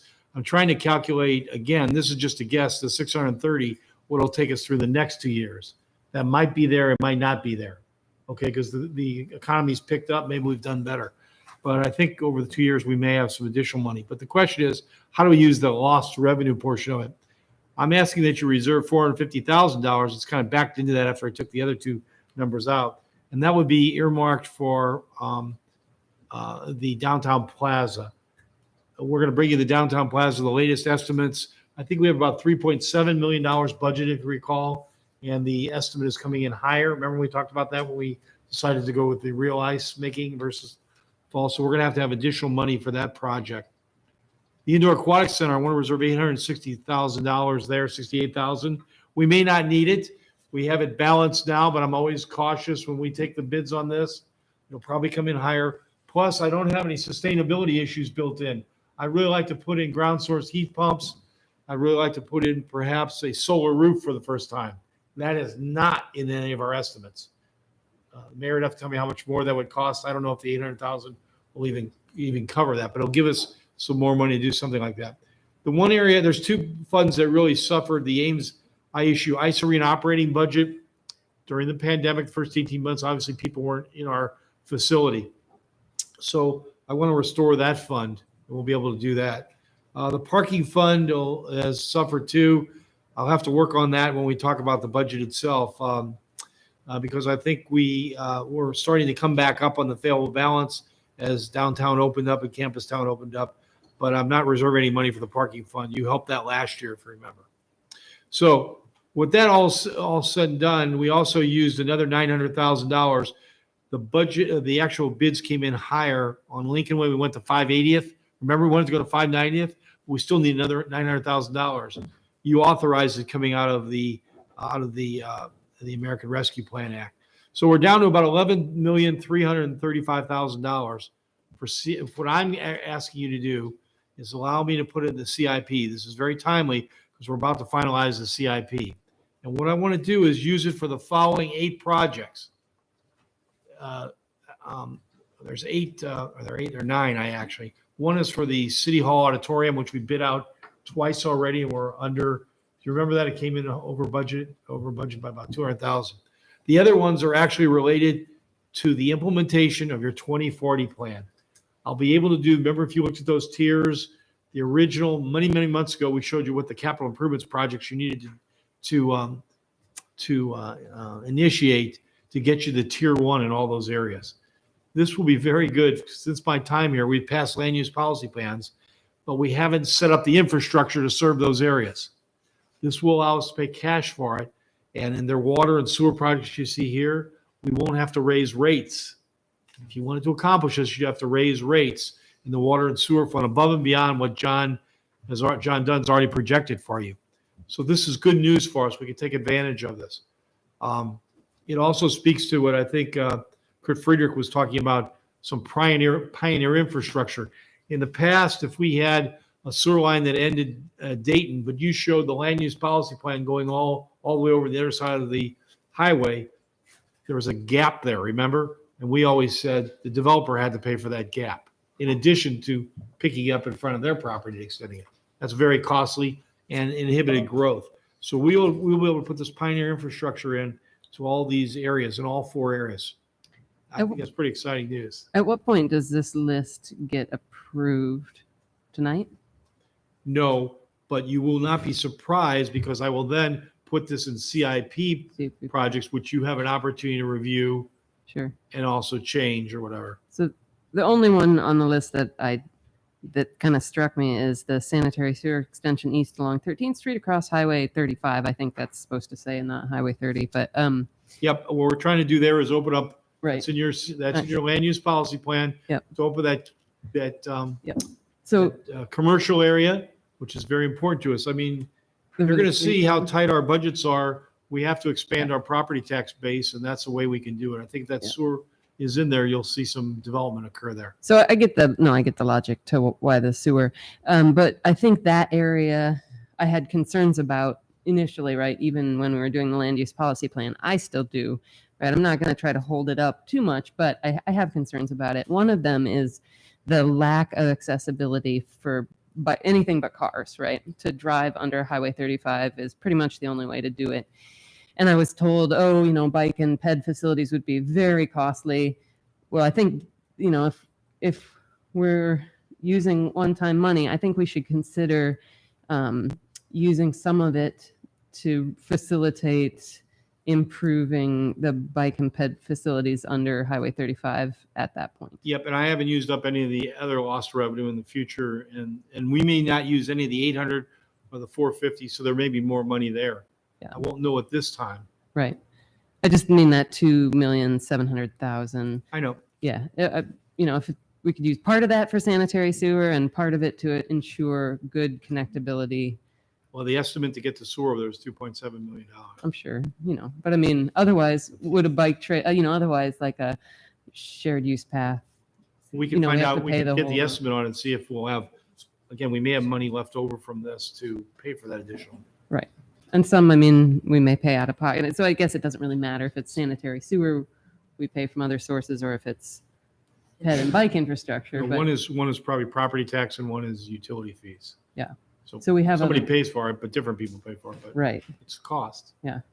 Yep. Okay, I understand. You can vote against it later on. Rowan, so I'm not that familiar with the biking infrastructure out there. Is there actually bike infrastructure from Dayton Road over to Interstate 35? Or is it? No. So the point is that. But punching under the bridge is the most costly Right. part. I Right. was just curious in terms of. So 13th goes out on 13th to Dayton. To Dayton. Yeah. Yeah. But from That's a Dayton. nice under trail. Interstate, yeah. And we're eventually going to finish the trail along South Dayton. It's going to be amazing. Right. Another option is to, I'm not asking you to do this, you rezone that, or you have a different vision for the land use policy out of that area. You don't want it to be commercial. If you Oh. can't get the bike over there, you're saying. No, I just, developed. I just don't like growing that direction myself, but. I thought that was supposed to be the last of the areas we were going to develop. Yeah, the tier 1 is achievable, but then after that, it all falls off, right? So it's. This is to open up the commercial area. Yeah. David? Yeah. I just want to clarify, when you mentioned the pioneer infrastructure for our growth tiers, that the intention for that is not to then take, this is federal money we're getting for this, so we're not going to try to recover those funds from the developments, right? We're just going to pay for it. I thought about that actually, but no. I know you did. That's why I asked. I didn't think you support. No, I don't think we would do that. Yeah. Okay. Good point. So Steve, with regard to A, B, C, and D, A, B, and C, and D. you have singled out C and D, but isn't A also a category that we could be using money for, perhaps funding asset at a higher level for some of those services related to households and, or not? I No, don't know. definitely. I'm giving you the city manager's recommendation on this. You don't have to approve it at all. Well, I just thought that that was not discussed at all. And we have a request for an increase of $455,846 in asset funding, which is 28% plus. But you don't want to use one-time monies to fund ongoing Well, operations. I don't know whether all of that is ongoing though, or how much of it is Exactly. related to the pandemic. Appears to be ongoing. So I'm just asking because it wasn't talked about at all, and it seems like it's an option, perhaps, if we identify those things that are. Yeah, I was looking for one-time costs. So. I want to just to go back to Bronwyn's point. So I agree with you. I would like to see connectivity there, but it seems like a different issue here. This is just the sewer portion of that project. Yeah, I guess the way I think about it is with the sewer extension, we do, I mean, there's a cost either way, like Steve said. In the case of sewer, you have utility fees, right? In the case of ped or bike infrastructure, it typically is property tax money. And that's a much harder sell, I think, for me, like to raise property taxes to pay for like a bike or ped infrastructure is harder than to pay for sewer through utility fees. So city manager offered to get a price. Is that something that could be for, budget for that additional option within the next few weeks, or is that unrealistic? Well, I think it would be a very high level estimate is all I'm saying. Well, would it give some kind of a order of magnitude that council would have in order? Tracy's here. I don't know. It's possible, Tracy, to get I thought we gave that once before, didn't we? Maybe she could do it right now. Cost estimate, other than that, it would be very expensive. But we need some more concrete number than that. Yeah. Does that involve actually undercutting the overpass? So one thing is that the DOT has talked to us about long-term plans of the interchange. And so we'll touch base with them, because if they are redoing the interchange at 13th, then that may accommodate the bike and pedestrian facilities to go under there at a more reasonable cost. Is there any way to get some kind of high level cost estimate, assuming it's not though? Yes, so we can work on a cost estimate for what it is now and then what it would be with the interchange. And so say they have an interchange in 10 years, are we wanting to wait? So we can And could work you on that. clarify, I just want to make sure we're talking about the same thing. So, Bronwyn, is your concern from Dayton out to the projected site? I'm just confused I just want to be clear with Tracy. My impression, and I could be wrong, is that the expensive part is under the highway. Like doing it from Dayton up into the interchange wouldn't be that much more than just It's not that far. flattening ground and paving. It's the part going under 35 that would be the most costly. Under the structures. Yes. So the rest of it's sort of a drop in the bucket compared to what that little piece will cost. Okay. Yeah, we can take a look at that. Well, thank you. Okay. Is it okay at the CIP presentation time? If it's during that in mid-January? It was January 20th something. Yeah. On me, yeah. Okay. Because that would give you Guess an all I'm order, asking a is- point of reference in terms of conversation, and also in the CIP conversation, then you can talk. Yeah, that'd be great. Thank you. So, yeah. So all those are good points. I'm just telling you what I'm recommending we do with it. Do you have some ideas, Gloria, in terms of, or some thoughts in terms of, I know you said we haven't even talked about it. Have you given some thought to item A, which is responding to the public health emergency? I do not, because I thought of this about half an hour before the meeting, and I wasn't even sure if it was eligible under the guidelines, because I know in some cases there has to be proof that money was lost because of the pandemic, and I didn't know if that applied to category A and whether category A would encompass some of our asset funding or not. So that's why I'm asking. And it just seems like we'd be missing an opportunity to actually use those funds to help some people who may have been extremely negatively impacted by the pandemic. But I don't know which of the funds, which of the asset agencies are in need because of the pandemic and which are just generally in need. I mean, we sort of look to the agencies to articulate those kind of things in That's the right. asset process. So Yeah, again, those are, Deb will have to tell you, I don't know how many of those are one-time things or operational. Most of the asset requests are operational requests for service levels, which I don't think you want to start funding one service over 1 year and then cut it out the next year, but maybe you do. And I can't speak for all agencies, but I know that, I mean, there's been a significant amount of money for nonprofits available through the state. Yeah. I mean, a lot.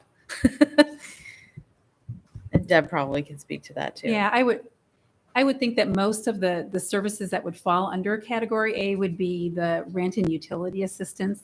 That's what we seem to see a lot of. We've had those funds available through Vanessa's program.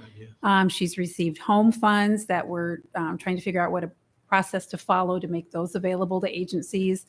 But those would be the services I would think that would fall or align with that category the most.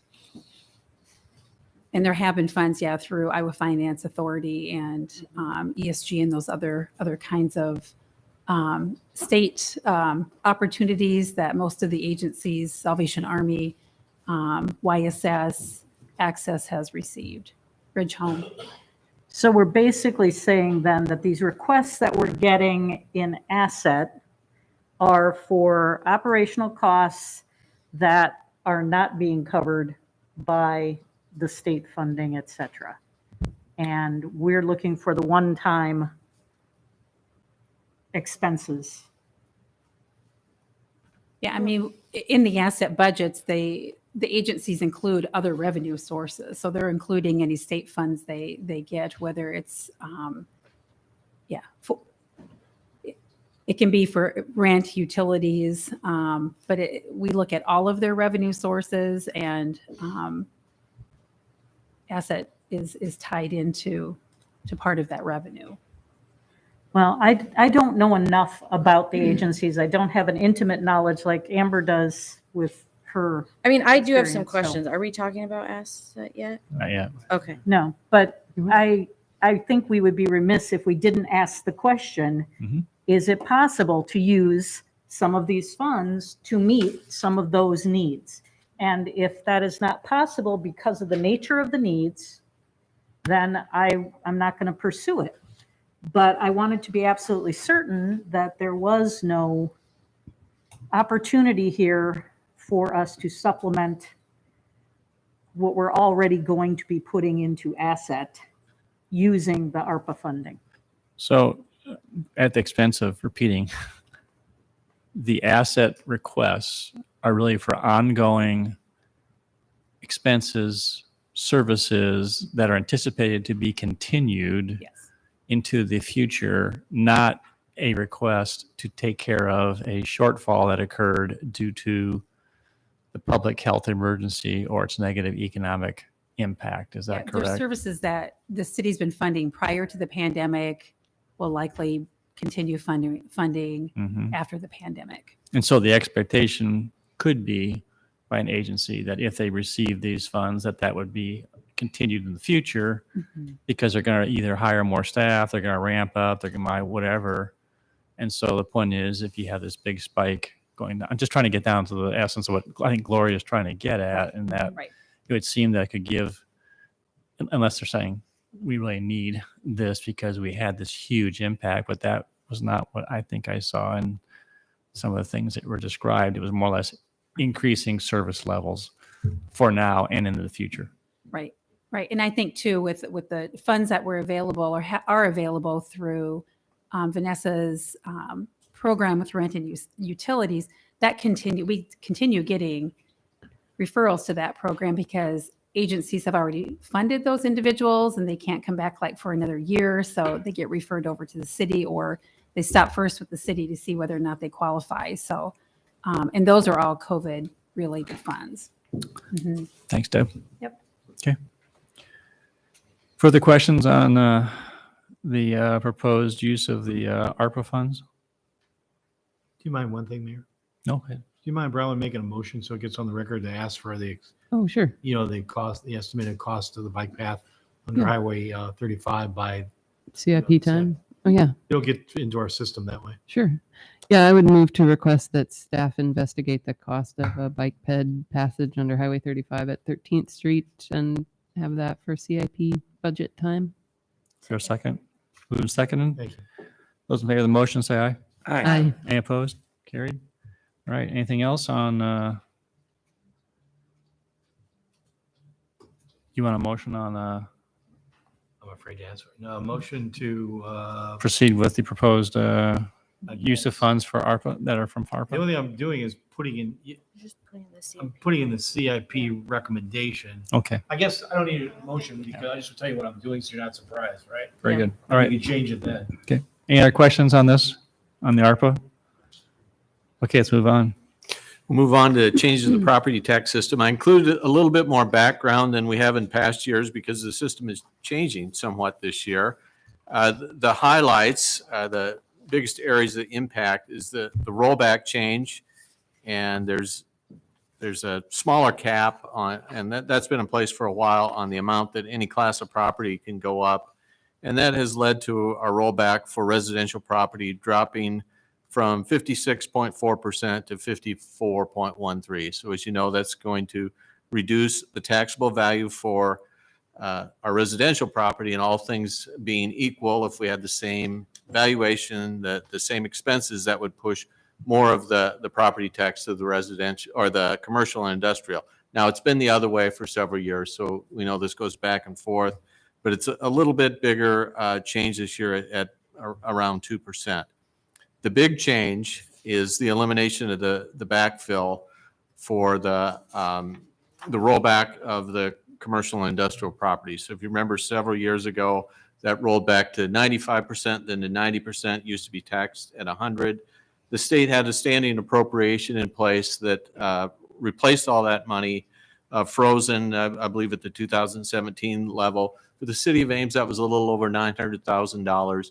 We were anticipating this change, and we reduced part of that revenue last year, just to hopefully soften the impact. And you were looking ahead and reserved more of the general fund, looking forward to this.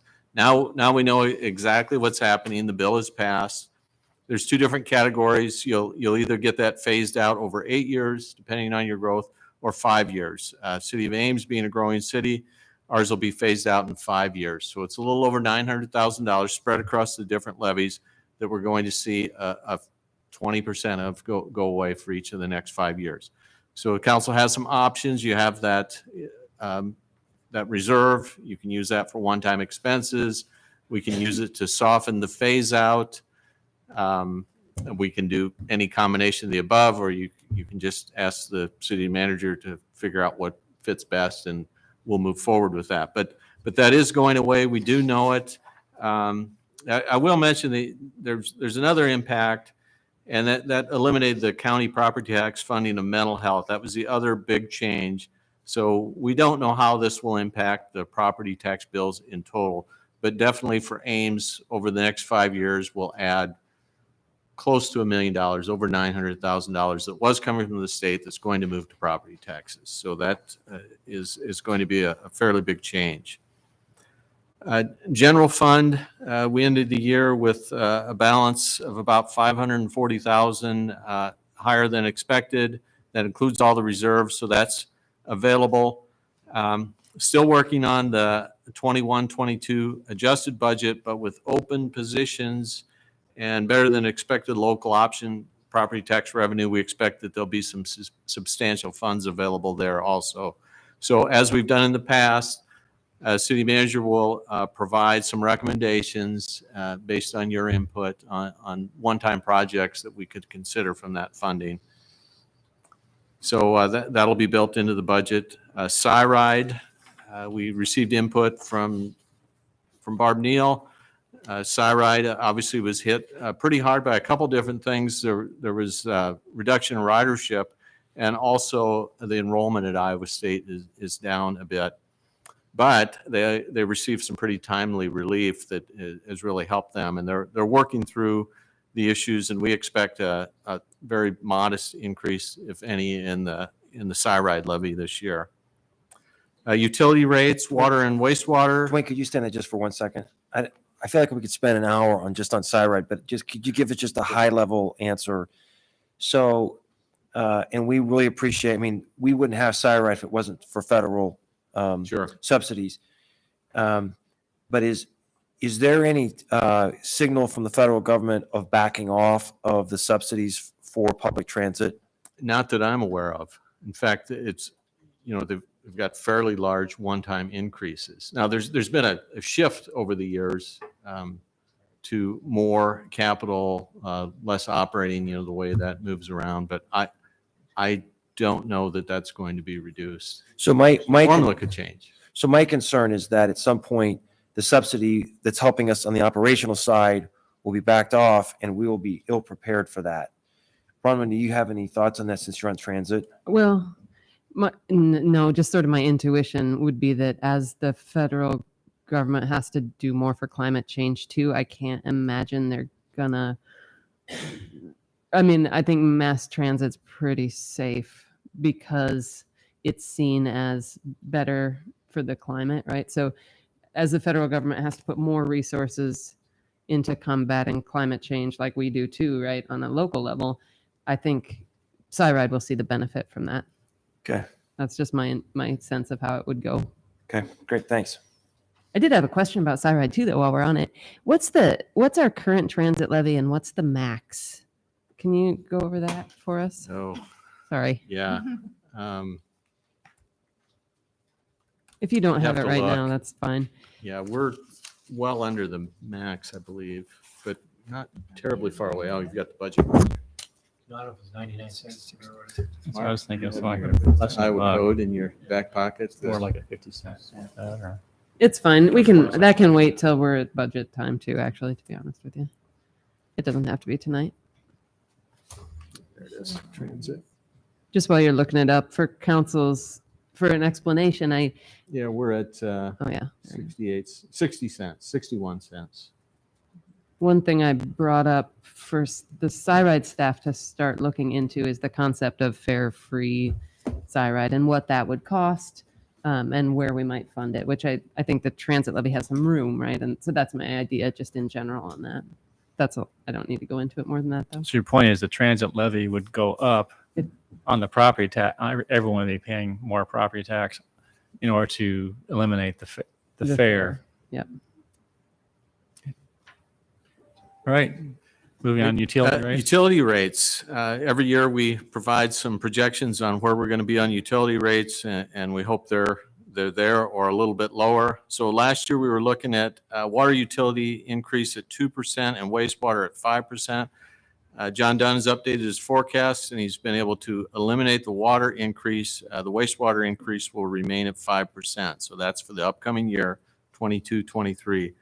Electric rates, we're expect to remain flat, but we're watching those costs of commodities. And as you know, we have an energy cost adjustment. I just want to understand right now, the grid prices still remain fairly favorable, but there's always a potential that could change. We're locked in, fortunately, on our natural gas contracts, so that's good news for our users. So no expected change there. Resource recovery plant, right on target where we told you last year. We had increased tipping fees a few years ago up to $55 a ton, then up to $58.75. The tipping or the per capita fee went up from $9.10 to $10.50 back in 2018, but then we'll have the implementation of the new census numbers, which though the rate will stay the same, there's a higher number, so that revenue will go up. But last year we notified the council we expected that tipping fee to go up from $58.75 to $3.75, up $3.75 a ton to $62.50. beginning in 22, 23. We believe that still will need to be in place. And obviously that we're doing a large study on the resource recovery plan. Implementation of that will be out in a couple of years. So we still need to fund the system as it continues right now. Rate structure for stormwater, it's based on ERUs. That was last changed back in 17-18 up to 495. We're looking at raising that up to another quarter to 520 in 22-23. Parking fund, just right now telling you, we helped stabilize that fund last year with an influx of cash, which has kept us going. We talked to the Damien basically, and things are picking back up, slowly returning to pre-pandemic levels. So we're not looking at increases right now. And remember, we did a fairly big increase and then scaled that back. So we'll continue to look at that. I had forgotten all about that, Dwayne. Yeah, I didn't know whether I should bring that up or not. But right now, no changes. That was a joke. Unless, yeah, I know. Unless you want to do something. I'm not sensing that. Hotel motel tax, obviously that one was hit hard by the pandemic. We had a really good first quarter. We also had a pretty good football season and nice weather. Right now, we expected revenue to pretty much restore this year, and it looks like we're on track for that. But we still remain a little bit cautious, so we have not increased that revenue either for adjusted this year or for next year. Police and fire retirement system, good news in that area. The rate will be reduced from 26.18% to 23.9%, so that will actually reduce property taxes by about $200,000. So just coincidentally, that's a little bit more than we'll lose through the backfill loss. So a nice improvement there. IPERS remains the same. Health insurance, several years staying between 5 and 9%, and most years closer to the 5 than the 9. This year we're anticipating rates going up to 7%. Good news is we maintain really good fund balances there. So even if we hit or miss our mark by a little bit, we'll be able to continue, I think, with those modest increases. We've made some changes to plan that increase the cost a little bit, but they also eliminated our grandfather status of the plan. And what that does, we had to add a few services that raise the cost, but then we have more flexibility to change fees and structures. So that was really a long-term move that we were looking at when we made that change. Local option sales tax, very positive. I think if you looked at the national trends, there was pent-up demand. People were staying home, fixing up their houses. The states really got, I think, a good handle on collecting and remitting our online sales tax. Bottom line is we had a significant bump in local option sales tax for our November payment. So we're actually expecting revenue. We adopted it 8.9, and we're expecting that to come in at 11.2 this year. Now, I don't expect that to continue forever. That was a bump that squared up a lower number from a prior year. But looking back and kind of looking ahead, I still expect I think the largest increase that I think Steve's ever recommended since I've been here anyway is 10%, and that's what we're looking at for next year. 10% increase in local option tax adopted to estimated for next year. So, Steve, could you just take a second, just because that is an important number? Could you give us a sense of where that's coming from? Why? That's pretty optimistic. Well, first of all, I think if he looks at the trend the last couple of years, it looks like it's up. I think a lot more people are just buying off the internet, and we're getting revenue. Remember, taxes on the internet sales that wasn't there a number of years ago, so that's helping us substantially. I think probably that 25% is probably an adjustment from a prior year. From prior years. That's a mistake or anomaly that they kind of catch up with us. After every couple of years, they catch up. So we're being a little bit aggressive here, but we think it's probably feel comfortable doing that. Okay, thanks. I think it's definitely within the trend. I haven't had a student in college for a while, but you know, I know it really changed the shopping habits. If they needed something, you just order on Amazon, it gets delivered where they are. And, you know, I think that happens quite a bit. So, you know. Not sure it's great news for our Maybe not the brick and business mortar. people, but it is for the economy, at least for the local option. Now, remember, 60% of that will be transferred to the general fund for property tax relief, which is good news. And then the 40% goes to community betterment, which helps pay for a number of projects, as you know. If you remember, that fund had been pretty stagnant for a few years. I mean, we had not even captured inflation plus our growth in population. So, you know, we think a lot of that was what was going on online and we weren't receiving. So that, you know, that fund needed a boost, and we think we have it going forward. Asset and human services funding. Deb, do you want to come up and talk about these? Or So remember, these are the times we're asking you to give us a pot of money. Asset will allocate it out with recommendations, but we need a pot of money from you. And there's an attachment that shows a local options summary, and we just drop in 5% as a placeholder here. And Deb will talk about the requests and some different options. All right. Well, good evening. I do want to recognize before we jump into this, the city asset volunteers. We've got 6 of them, and 2 of them are with us tonight. We've got Mary Beth Galimo and Andrea Rich. We're missing Ashley Thompson, Ed Jalot, Becky Harker, and Jenny Schill. But they do a lot of work, and we've got 2 of them who are serving in officer positions on the admin team. Ashley Thompson is chair, and Jenny Schill is treasurer. So they've served on committees and do all of the legwork. So we truly appreciate their time and efforts in assisting us with this. So the asset funding requests for fiscal year 23 have been reviewed in the asset budget book.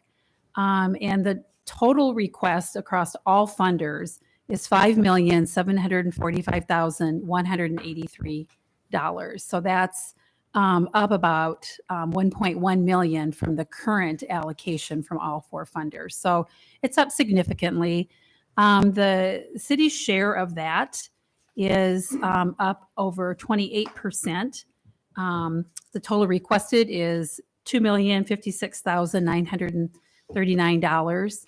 And I've outlined in the report some of those requests from agencies that are pretty significant. We've had increases from All Aboard for Kids. They want to look at expanding their service to address kids with higher special needs in a separate setting. The Bridge Home request for emergency shelter, transitional living, and assistance with basic needs was up very significantly. It's up by about 190% to asset across the board. And the percentage to the city is more than that. It's 228% increase. So they're looking at providing more units of service within their shelter, looking at providing more units of service in transitional living, and then state and federal funding that they had been receiving for rent and utility assistance is expected to be reduced. So they want local funding to help meet that need. Deb, have they provided any kind of documentation that substantiates the need? This is a huge request. Anything like that to help us wrap our brain around this growing need? Yep. Well, their asset budget, and then the numbers in terms of the clients that they've been seeing this current fiscal year, and then moving into fiscal year 22, they just continue to say they're seeing a need for shelter. Now, keep in mind, they have limited beds at the shelter. So when they're full there, they use hotels to house individuals. That adds to the cost because they have that hotel room that they have to pay for. And that's figured into their unit cost that they invoice us. But they just see the continued need of people coming in for services. And that's why they're anticipating increased units provided in all 3 of those programs. Okay. So I guess piggybacking off on that, and I mean, this doesn't necessarily just apply to Bridge Home, but some of the other agencies who are requesting more significant amounts. If I look at mid-year reports and I see programs that have not turned away any clients during the first half of the fiscal year, I guess I'm not sure how that coincides with predicting that 50% more or 25% more people will be served in a program.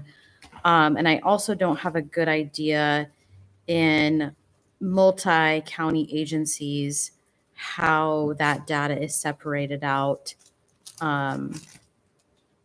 so that we're funding City of Ames programs and services versus outside city/county programs and services, or supplementing programs in other areas. So when an agency, many of our, about over half of our agencies are considered multi-county agencies. So when they're figuring out a budget for one program, so let's say it's daycare for infants, they have the option of providing the figures within that budget that are just Story County, or it's a percentage of their total budget. So that those are the two options that we give them. And then within that program budget, they are to give not only the total units of service that they plan on providing or they've already provided, but then what's the unduplicated count of, and we just asked for Story County residents. And then their statistics page within their budget breaks out how many of their clientele are City of Ames residents, how many are in Story County, how many are outside of Story County. So that's where we link all of those things together. Okay. Does that help? A little bit, yeah. I think, and I know this will come out with the asset volunteers as they talk through this and meet with the agencies, but I think when I served on asset and we saw these significant increases from agencies, we usually tried to get pretty concrete data on why, other than just we're seeing more requests, are there any, not necessarily full-blown needs assessments, but any similar to needs assessments types activities that have been done to show that such a drastic increase in services is necessary. And then the other thing I think that is more unique now is that the nonprofit industry is having what I would consider a crisis in staffing. And that applies to every agency, regardless of whether they serve people with disabilities, they serve the elderly, they serve homeless people. It is a huge issue. And so I know we're already seeing programs around the state and even in Ames close because of lack of staffing. And so it worries me when you have agencies requesting such significant increases when I know that there may not be the capacity to serve those people because they will not be able to hire staff. So I just think there's a lot of questions, given everything that's going on in the world and the labor market, that just makes me ask more questions than we normally would. It's very helpful. And those are all great questions, Amber. And those are the kinds of questions that volunteers and staff ask of the agencies when we have the hearings coming up in a few weeks. There were a number of agencies within their budgets that indicated increases because they are trying to attract and retain staff. One agency, and that's noted in here, University Community Childcare, they remodeled one room that used to be the comfort zone. So it was care for mildly ill children. They stopped that program, remodeled it for more infants, and they aren't able to open that up yet because they don't have the staff. So they've worked with Iowa State on a bonus, offering bonuses to new employees just as a way to attract. But yes, you're exactly right. This is across the board. And as agencies are trying to staff up to even get to a level of service they were providing pre-pandemic, it's a struggle. I had just a quick question or comment on the your attachment to on the outcome summary. It's, I don't know if council felt this, but it's pretty hard for me to kind of get my mind wrapped around what are we really looking at and how is it really compared to, previous years? Are they making progress? How's it tied with the United Way scorecard, process? And I don't know, that's really I think it's probably the responsibility of the volunteers, not necessarily council, but I was just trying to understand what was trying to be communicated by the outcomes summary. Yep. Because it seems in a little way, even though it has numbers, it seems almost dimensionless. There's really no point of reference, so to speak, except for just units, and there's nothing to really compare to from last year. Now, if someone said, I want to go up 20%, and they showed that actually over the last year, they've increased the amount of people that were served and delivered more services in the order of 15 or 18%. Well, that makes more sense to kind of have an idea. See what I'm saying? Yep. It makes sense. So you've got a portion of the story. And so if you recall, this is the column that historically had the information in it that indicated whether or not an agency's services ran out of funds and they had people on a waiting list, or they turned people away, so they couldn't serve them. And so with that data not necessarily being collected across all the agencies anymore, the data, the outcomes, this is from Clear Impact Scorecard. So these numbers were inputted by the agencies and provided in the asset budgets with the Clear Impact Scorecard sheet. It is a snapshot at best. And Gloria and I were talking earlier before the meeting about a report being available to funders so that you can see the trends. Something that's a higher level. Here are the trends, whether it's a graph or whatever that may be. We're inching our way towards that with Scorecard right now. To get that kind of information, you have to have a username and a password to get into Scorecard, and then you can see all the information. And it's pretty daunting, but it's there. And so we're working our way towards getting that kind of report available to the funders, so you have a better picture. You need to know what you're paying for. The public needs to know what the funds are going towards. So that information is coming. This is clearly just a snapshot of what kinds of outcomes are being tracked and the information that agencies are reporting. And so to Amber's point too about just, some of these requests are just mind numbing in terms of how much they're asking for additional funding. And is that something that the volunteers will be asking for hard data to kind of help substantiate that? Because again, it's just more or less, it's just numbers that can be, I'm not saying anyone's falsifying anything. I don't want to give them, don't want to misrepresent what I'm saying. It's just more or less, it's just hard for us, or at least for council, it seems to sit back and look at some of the stuff and say, wow, how can you rationalize or justify it? Yeah. And so again, those questions are asked during the agency hearings. And then when we have the individual work panels, so the volunteers, they've submitted their recommendations, and then we work through those in the individual work panels. That's where those kinds of questions are addressed. So we've got Annika Mundell. She's the Community Impact Director at United Way, does a wonderful job with Scorecard.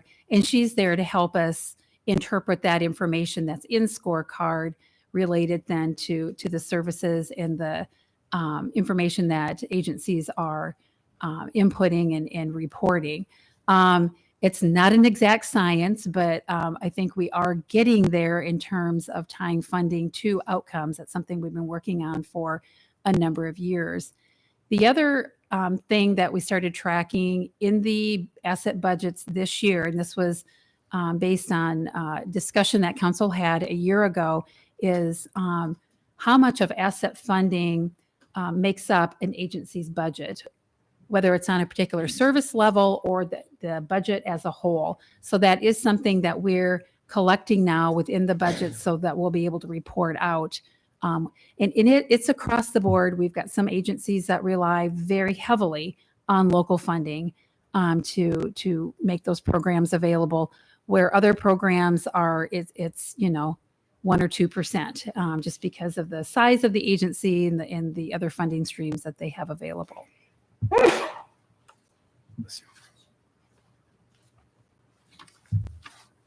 Any questions for Deb? Just one more question. I think United Way meets Thursday to make their funding pool recommendation. Has the county, do you know? So, Maybe. yep, United Way is Thursday, and then the county is next Tuesday. Okay. Mhm. Have they given any kind of preliminary thoughts about where they're going to go? Nope.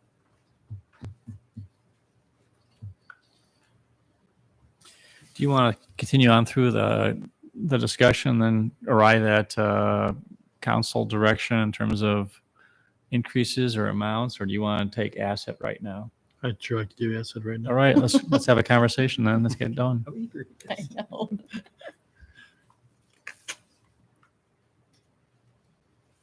So what page is that we have this? There was I think that staff provided, It's page 15. yeah. I'm happy to make a motion. I don't have a lot of confidence in this motion, but it's somewhere to start. Okay. So, and I would just, it would remind us all that this is just an allocation question now. The risk of like, if we over allocate, then maybe we would think, oh, there's not enough to allocate for something else. But in the final analysis, the city is only going to end up paying for the units of service that are actually delivered. So if we over allocate, and the bed isn't used or the meal isn't served or whatever it is, we're not going to pay for it. It's not that kind of risk. So with that in mind, I'll move for an 8% increase in asset. I'll second. All right, moved and seconded, 8%.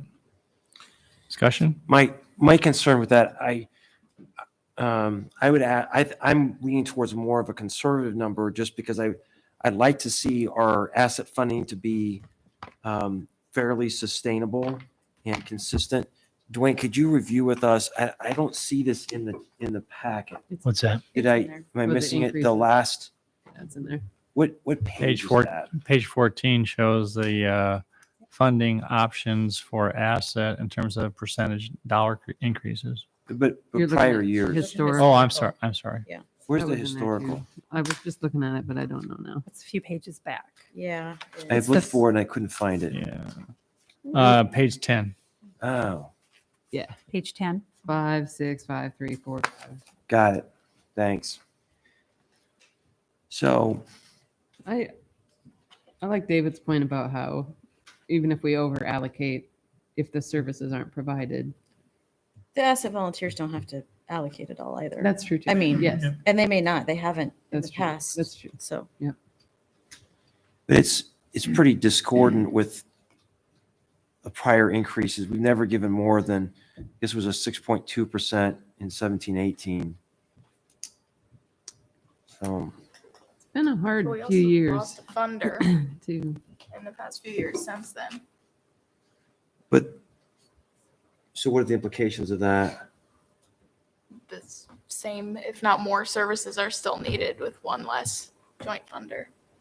But that tail can only wag the dog so much. I mean, we still have a responsibility to taxpayers to be prudent with. I mean, I'm actually sort of intrigued with this whole local option sales tax because in the last couple of years, this has not been an optimistic prediction. And so we've been talking about actually trying to find other ways to find funding for asset because we were concerned that local option sales tax wouldn't be a long-term sustainable source of funding. And so I just want you to keep that in mind as you vote. I'm apprehensive that I like Steve's estimate. I like his boldness, but It's Dwayne's. I'm playing with oh, it's Dwayne's. So you're throwing him under the bus already. No, that's fine. I'll take the hit. Okay, but I would probably favor more of a 5% just so that way we can keep more of a predictable level of increase.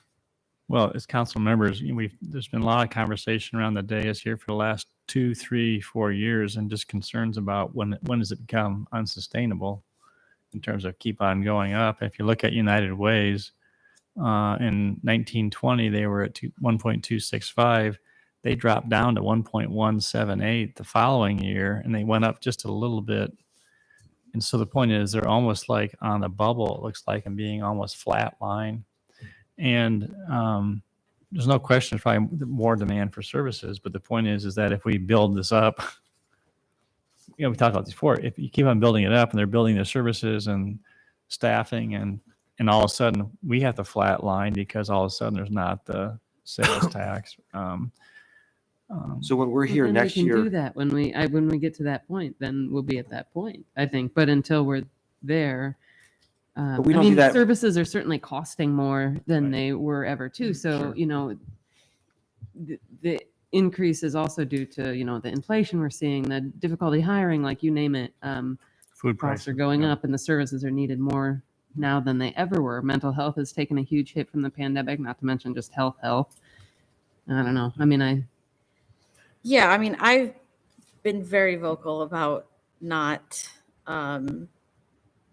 allocating money just to allocate money. I'm actually comfortable with 8%, though. I think that, to Bronwyn's point, yes, the cost of services is going up, and I would love it if agencies are able to increase staff wages, even a, you know, small incremental piece to try to compete with the increased wages of other hourly jobs, because it's becoming more and more difficult. And I think that, you know, given everything we've discussed tonight, I have full faith that the volunteers will ask really hard questions, and that if the full 8% is not warranted to be allocated, that they won't do that. And I think there are a lot of questions to be asked about some of the requests. And like I said, I'm confident that the volunteers will request those. And I am very excited that we are going to start talking about the percentage of asset funds that make up an organization's budget, because it is not sustainable to have 60, 70, 80% of your operational budget coming from one source. And no one should be in that position. so next year, and I'll finish. So next year, we're here. We'll have 8% as the precedent we did this year. There'll be pressure to continue that momentum because we'll go back and look at our prior giving, and it'll seem like a big cut if we have to back off some. So like with the way we do utilities, we're trying to keep things at a fairly predictable rate. I want to avoid sort of a roller coaster of the way in which we handle asset. So could Those are my somebody points. tell me what the amount is? Is it around 128 to 129,000? Did I do the math right on that? Yep. Because I would really like to know what the number is we're talking about monetarily. 128,087. Okay, great. All right. Understand the motion? Any further discussion? Those in favor of the motion say aye. Aye. Any opposed? Nay. Motion carried. Anything else you need from us tonight, Deb? I On don't. asset? Thank you. I don't know if you have any questions for the volunteers or anything they would like to add, but I think last year was a really good preparation as they went into the hearings. We had a lot of discussion around the budgets, and they've carried that forward in discussions they've had since then. So I think that's something we'll continue to do, and they know they have their work cut out for them. And we do appreciate your efforts and know it takes a lot of time, and you have hard questions to ask. And so council and the cities appreciates your efforts, and you're just gonna get geared up after the holidays, aren't you? You got a lot of work ahead of you, but Thanks for staying late tonight. thank you for coming. Thank you. All right. What's next, Dwayne? Next up is CODA and funding requests from outside organizations, and Brian is here before I can finish my sentence. That's amazing. We practiced. Good evening, Council. We'll talk about CODA first. I want to highlight that the current funding that's been allocated to CODA is a little different than how we would typically handle it. Originally, this time last year, the Council authorized a 5% increase to CODA, and that brought the total to 193,093, which was about a $9,000 increase. CODA went and took that recommendation, or took that authority, made their recommendations, and then at the council budget wrap-up session, the council added additional funding to that total, another $30,000. And so that funding that was additional that has been distributed to the agencies in the current year, but it has been characterized in their contracts as one-time COVID-related supplement funding. So that's not being built into what we consider the base. The base amount that we are comparing against is the $193,093 for the current year. So I just want to make that clarification because it will have an impact on the numbers as we calculate them. So there was a 12.1% requested increase among the agencies this year for CODA. And that's a $23,377 increase. So obviously not the order of magnitude of increase requested from asset agencies, but still $23,000 works out to be a little over 12%. We had some shifting of the agencies that are participating in the process. We had one agency that had previously applied not apply, and then we had two agencies that are not in the current year apply for next year. One other point that I want to make clear, so unlike how you handle asset, how you handle outside funding requests, the amount that you will authorize for CODA tonight will be fully recommended by CODA. So they will take that amount, they will make recommendations for each of the individual agencies to receive through their annual grants, and any amount that happens to be left over will be set aside by CODA. We will budget it, and it will be used next fiscal year for their fall and spring special project grants. That amount tends to be around $6,000 a year. In the current year, there's a significant amount of money in that pot for special project grants, and that was primarily because the council authorized that additional $30,000. So I think we're up to maybe, I think it was about $16,000 for the current year. Will those funds carry over then into the next year? They were all awarded. They were, okay. Yes.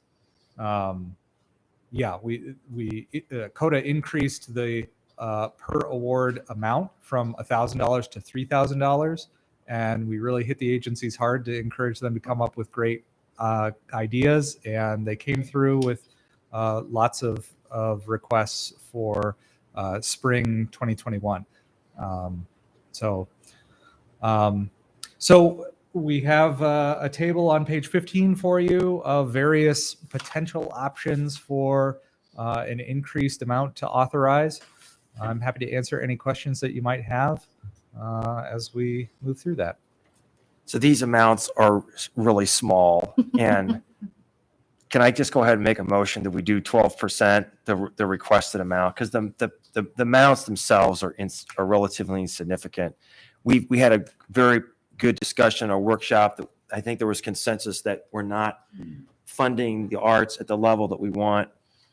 I think going from 9,600 to, or from this increase of 23,377 is not crazy. Even though as a percentage it's higher, as an amount it's insignificant. So I'll go ahead and move 12%. It's 12.1. 12.1. Thank you. Second. That's funny, actually. On this one, I was like, no, 5%.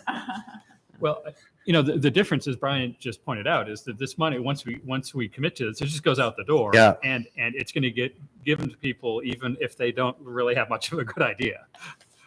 Right. Well, that's what CODA is. So CODA is our representative to make sure that they're stewarding the money well. Well, I mean, do we have a sense from CODA as to a request or anything like that, or? No, CODA, all the applications have been received, and CODA has held hearings in which each of the agencies have a few minutes to go through and describe their requests. I can just mention it appears, you know, from looking at the the amounts being requested from each agency, there probably about half of them, coincidentally, are requesting exactly what their total was when you take their current year base allocation plus the one-time supplement. The other amounts are differentiated, either up or down for whatever reason. But at this point, I don't have any further really insight into each individual request. Okay, so we were just concerned about establishing precedent that's unsupported, right? Yeah. But the numbers are small, I get it. It's a little bit different with this because this workshop, I think, was very instructive. And I think as a city, we put very little towards the arts. And I think we're way behind where we should be on this. So I look forward to the day when those numbers are sort of making us uncomfortable. But this is an insignificant amount of money. I thought the staff report that we received about this actually showed that we put a lot of money into the arts, but it's distributed in ways that does not make it obvious that we're putting money into the arts. Yeah, I was going to say code is not The only. only No, way. of course, but it's an important part of this piece. Okay. So Motion you can made- vote it down. Motion made and second. Any further comments?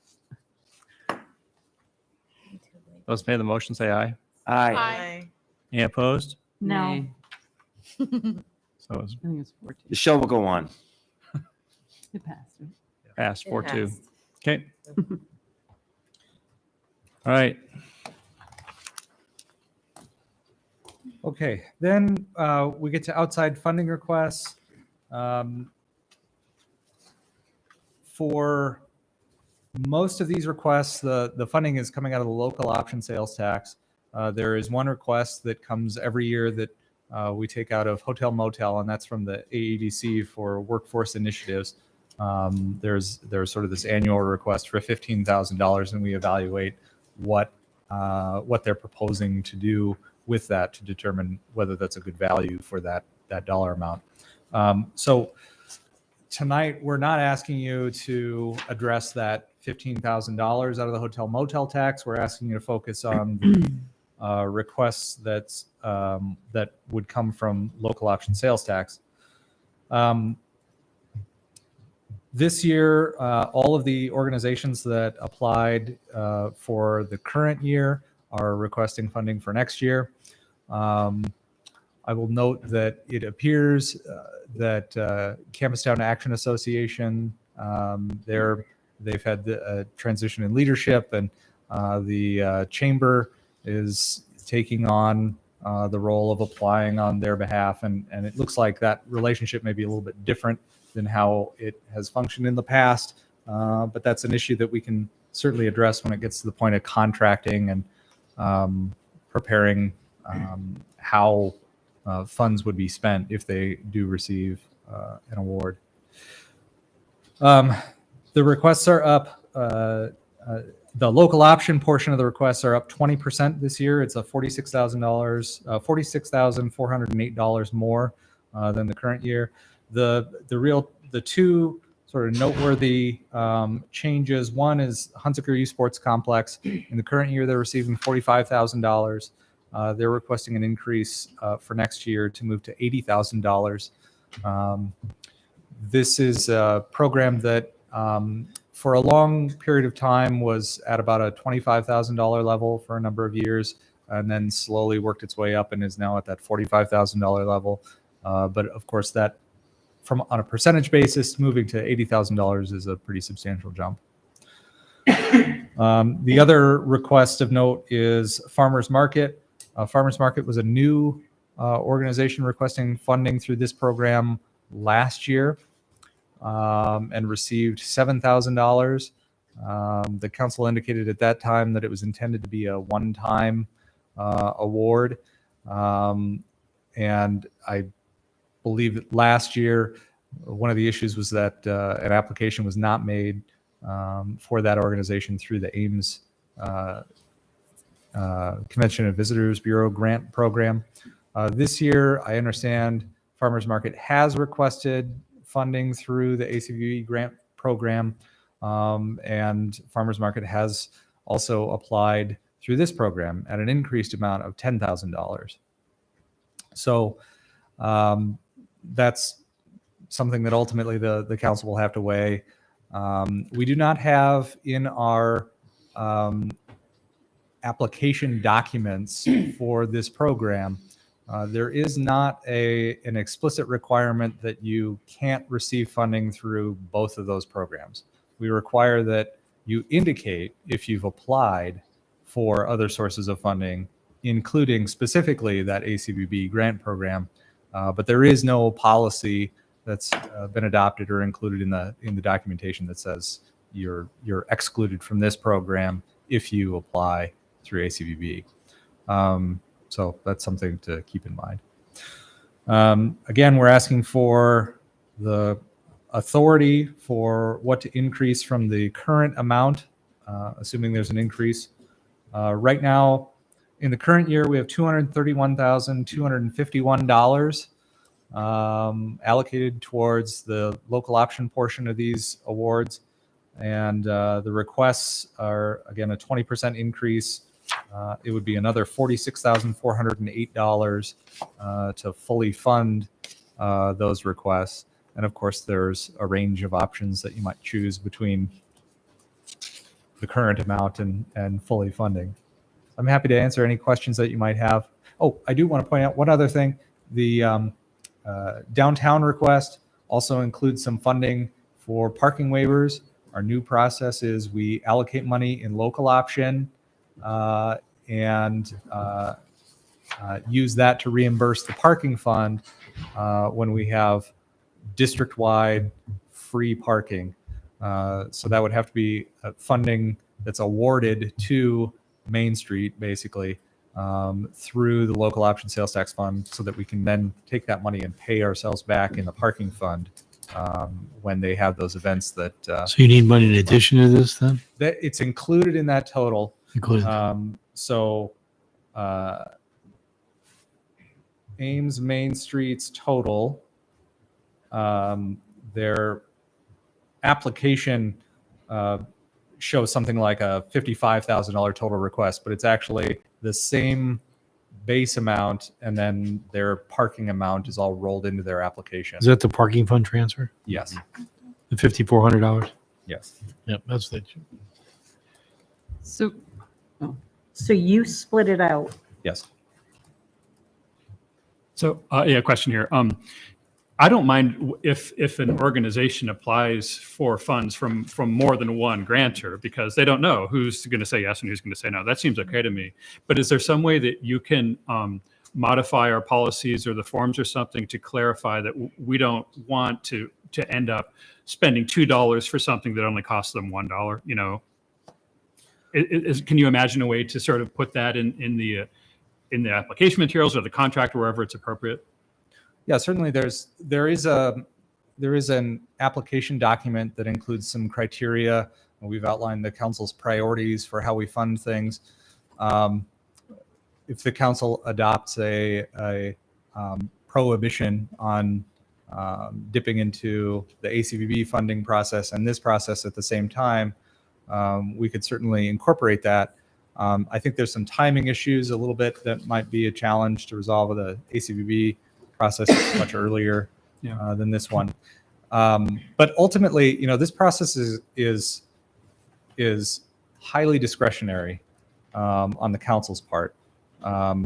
So, you know, we can have very open criteria, and the council can determine what their philosophy is for that particular year and say, this is how we're going to handle it.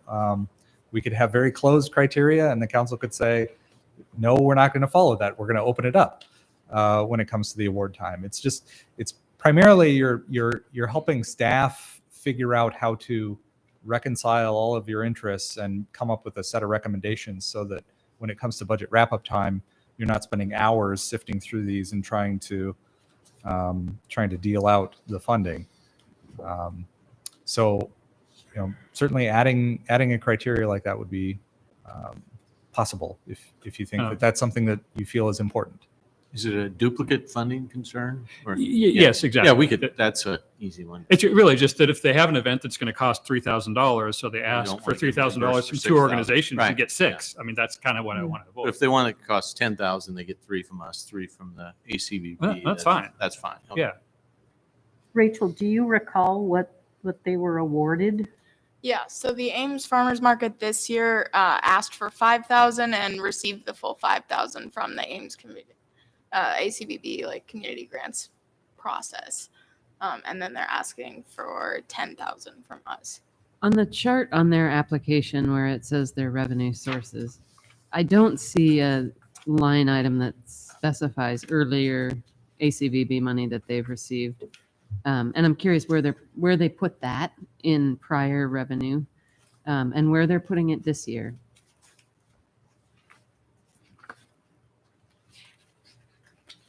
What was the timing on these submissions? Was it before the community grants were awarded? These were due November 15th. I think the ACVB grant awards were made known a couple of weeks ago. I don't know the timing exactly on that, though. Does it show what the total cost of that project is? Is it $15,000?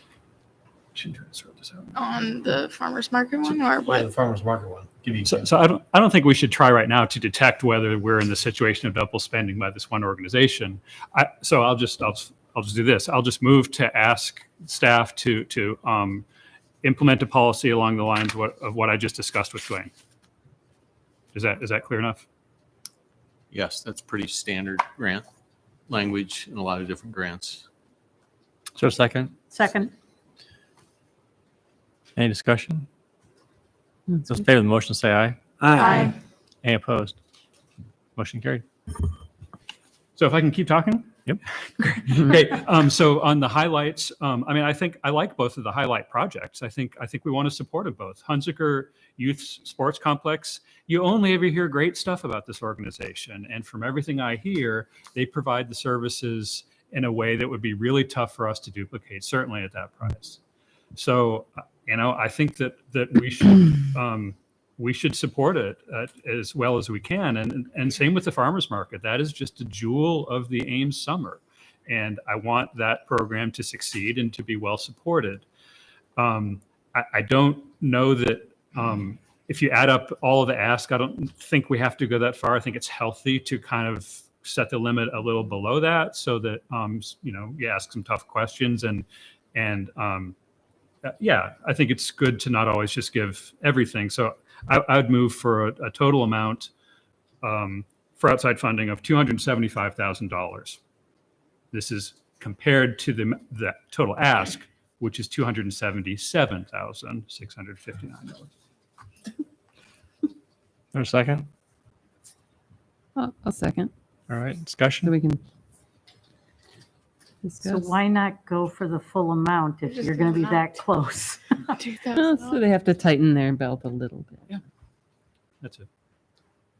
Because it doesn't feel like it's going to force anybody to tighten their belt a lot. Nope. And as I recall from previous years, you mentioned the worthiness of the two that are bulleted here, but we've had a lot of disagreements about the Ames Historical Society, which I happen to think is a gem, and year after year, they show improvement and higher numbers served and everything else, and yet council fights over the amount allocated to them, which is much lower than the 80,000 that Hunziker is requesting. So I would rather not create a situation where we're going to fight over that money and somebody loses that is not one of the big ticket requesters. That's my logic on that. I get it. It's only a couple $1,000s. You want to proceed with your motion? You want Yeah. to withdraw it, or you want I'll withdraw if you permit. Sure. Yeah. to do a new motion? Do you want to do a new motion? right. Gloria? I would move that we fund all requests. Is that 20%? Okay. There's a second? Well, the dollar amount is what we So approved, right? 277,659. Second. Okay. Any further discussion? Those in favor say aye. Aye. Any opposed? Motion carried. So just so we're clear that, we'll take that direction similar to how you direct asset. Mhm. We have not done a thorough dive on these applications other than to copy down what they're asking for basically into this document. So we'll have a staff group review the applications, ask some questions. And if for some reason there's a concern that causes us to not recommend the full amount, we'll point that out to you when it comes to February. Okay, good. Anything else, Brian? Not on that, no. You good on the rest of your stuff? Public Art Commission is the next one up. Okay, go ahead. There's no decision tonight, I don't believe. We just put the placeholder in the Yep. same as last year. I believe they're planning to request the same amount as they've received in the past 2 years. We usually see them in January. Yes. Okay. Mayor, just as a heads up, I am hoping that we will be willing to fund another small art grant pilot program. And in talking to the city manager, he advised that this would not be the time to discuss that as part of these requests. But I want you all to know that I will be making that request later. Okay, very good. Anything else, Dwayne? Just a couple quick items. Road use tax fund, that funds the operations of our street maintenance and some of the capital improvement plan. Census numbers came in late, as everybody knows. I mean, it came along with the pandemic. So the allocation of road use tax is based on census numbers. So, if the pie stays the same and you grow relatively more, you get a bigger piece of that pie. And that's the situation that Ames is in right now. So we're looking at the adjusted budget being up about 6.4%, and 22-23, the upcoming year, about 7.25%. Now, obviously, we've had expanded roads, a lot of increase, so that's really going to help to cover those. We've got several attachments. We have a local option fund summary that you've already looked at. The clear impact scorecard that Deb talked about. It says town budget meeting minutes, but rather than minutes, we took down all the input that they gave on what they wanted more or less of. So that's in there for you to take a look at. Outside funding requests are attached, and that's all we have for tonight. Any questions for Dwayne or Nancy? Thank you very much. Appreciate your time and putting us. Oh, I'm sorry. I have some questions for Steve that maybe he would benefit from them still being present. So, on the town budget, can we do the town budget meeting? So the first was we had a request from Tam Lawrence for more trees. Just spend money on trees. I kind of like the idea. At what point would council end up discussing something like that? Budget time. Budget time. Okay, so is there? I don't know, spend more money on trees. Well, it's in the letter that's attached. I know, but I don't recall. It's not ringing a bell with me. Just trees in the parks, on the streets. Yeah, Just general. in the streets, public. Start replacing derecho damaged stuff. So it is. Right away. I think at budget time. Is that something that'll just come back because it's an attachment to the town budget minutes? Nope, you have to tell us. If you're interested in, Maggie, tell us now, you're interested in looking at a recommendation for more trees? You should. Yes, I would move for a recommendation related to Tam Lawrence's request regarding trees. Second. So one just sort of data point. So are we still working on the ash borer expenditures? So one of the challenges is the city only has the capacity to take care of so many trees. And my understanding was, and I'd like to see more trees as well, but my understanding is that we're sort of maxed at what the staff can take care of the existing new plannings. Was the capacity an issue of funding, perhaps? Well, yeah, and her actual Staffing. request is for more money and staff to plant trees. Yeah. So I suppose she's thinking hourly. Or it could be outsourced. More staff would Or be more money. contracted. Contract, like. I had one other question for you, David, with regard to the motion. Okay, go ahead. Tam's letter also mentions allocating money and staff for the 4-inch water mains. Right, I didn't include that. Okay. But Steve, when you bring that back, I mean, we're going to get some information on what we're currently doing, right? Like, and some options. Yes. Well, from options for more trees, you mean? Well, I mean, I think we need to know where we're at right now, and then, yeah, what is the capacity? Can staff do more? If that's not possible, then what are the other options? And Memory serves you Contract. right. We're getting close to taking care of the yeah, ashes. yeah. So maybe the point is that maybe it can't be next Right year, now, but maybe it could yeah. be the year after when you get that done. Then you can really start ramping up and doing aggressive policies. So I mean, It would be good for the climate Yeah. too. yeah, Yep. Did you make a motion? I'm sorry. Did you? Yeah, it you was. did. Yeah. Those in favor of the motion, say aye. Aye. Opposed? Carried. You'll find it in the minutes. I'm looking for it every day. And then also, I recall from the town budget meeting that there was a request from Home Allies. It was not finalized, but there was an intention to ask for city support for an affordable housing project that's envisioned for Duff Avenue. And I don't think there's been any paperwork on this yet. But Steve, do you know what I'm talking about? And is there, since council doesn't have anything written about this yet, do you have any idea of when, will it come in time for budget time, or what, should we be doing anything now to express interest in it, or too many questions? No, I just want to give you the right answer. You're asking about timing. I don't want to speak for Horace. Is that your project? Yeah, and Oh. that's basically. my I don't question have- in a different way. I can get you the answer. I don't have it. I guess, so since we don't have the information here tonight, I would just like to say that what I've heard about this project sounds like something I would like to learn more about and see what a written proposal is.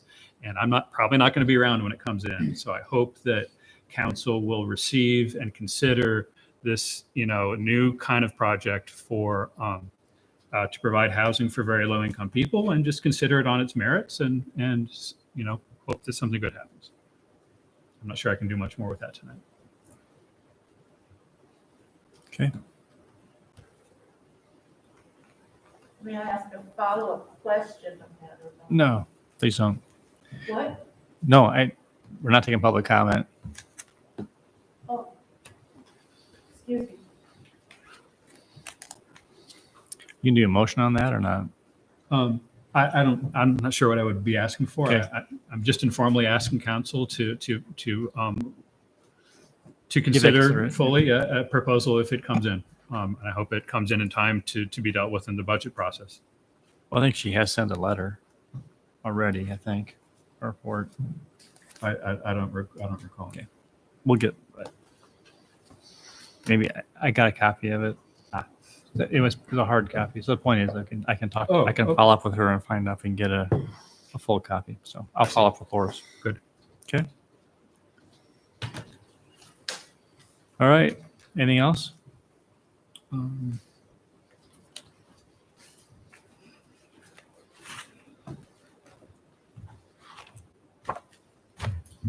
You also received a letter from Steve Goodhue on another $68,000, but that's not ongoing. That's one time. So you'd have to consider, like, when you talk about, same thing with Gloria's request. So that'd be a budget time too. Okay. Those were actually city kind of projects, but on Main Street. It's maintenance on stuff. That's No, but it's whether you want to allocate funding for it or not. But it's outside of the Brian's program here, Mhm. because it's not operations. It's a one-time thing. Yeah. And then you should have gotten everything else. Could you speak up, please? Sure. I forgot what I said. They also received funding request from the Ames Main Street for $68,000 for some maintenance items along Main Street, which the council should deal with at budget time, as is the case with Gloria's request for funding For the arts. for the arts projects. And those maintenance items were actually a lot of our city-owned property already in terms of trash receptacles. I think they're all. Benches, they all are. Yeah. I think they're all. Yeah. So But basically, it depends whether you want to Yeah, allocate the money. Right. Right. So if there's other requests that come in, such as your request, it will be handled during budget wrap-up too. There may be others. Sure. Oh, there it was. Okay. Anything else? Council, anything else? All right. Thank you. All right, moving on to item 39, first passage of ordinance changing the name of Squaw Creek Drive to Stonehaven Drive. I'm going to open up public comment. Does anyone want to make a comment on this item? Close public input. Entertain motion on first passage of ordinance. Move alternative 1. Second. Thank you. Roll call. Aye. Aye. Aye. Aye. Aye. Aye. Thank you. And then open up public comment on item 40, first passage of ordinance amending the parking regulations to incorporate the renaming of Squaw Creek Drive to Stonehaven Drive. Anyone wish to address council? Seeing none, close public input. Entertain motion on first passage of ordinance. So moved. First? Second. Thank you. Roll call. Aye. Aye. Aye. Aye. Aye. Aye. Thank you. Moving on to disposition of communications.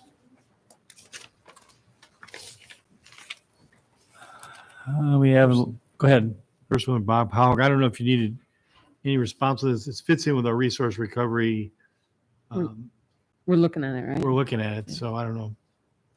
I don't disagree with a lot of what he's saying. I don't know if the specific suggestions are going to be there, but I understand we're trying to wean ourselves off, the burning electric utility itself. So Just take under it's an advisement, I think.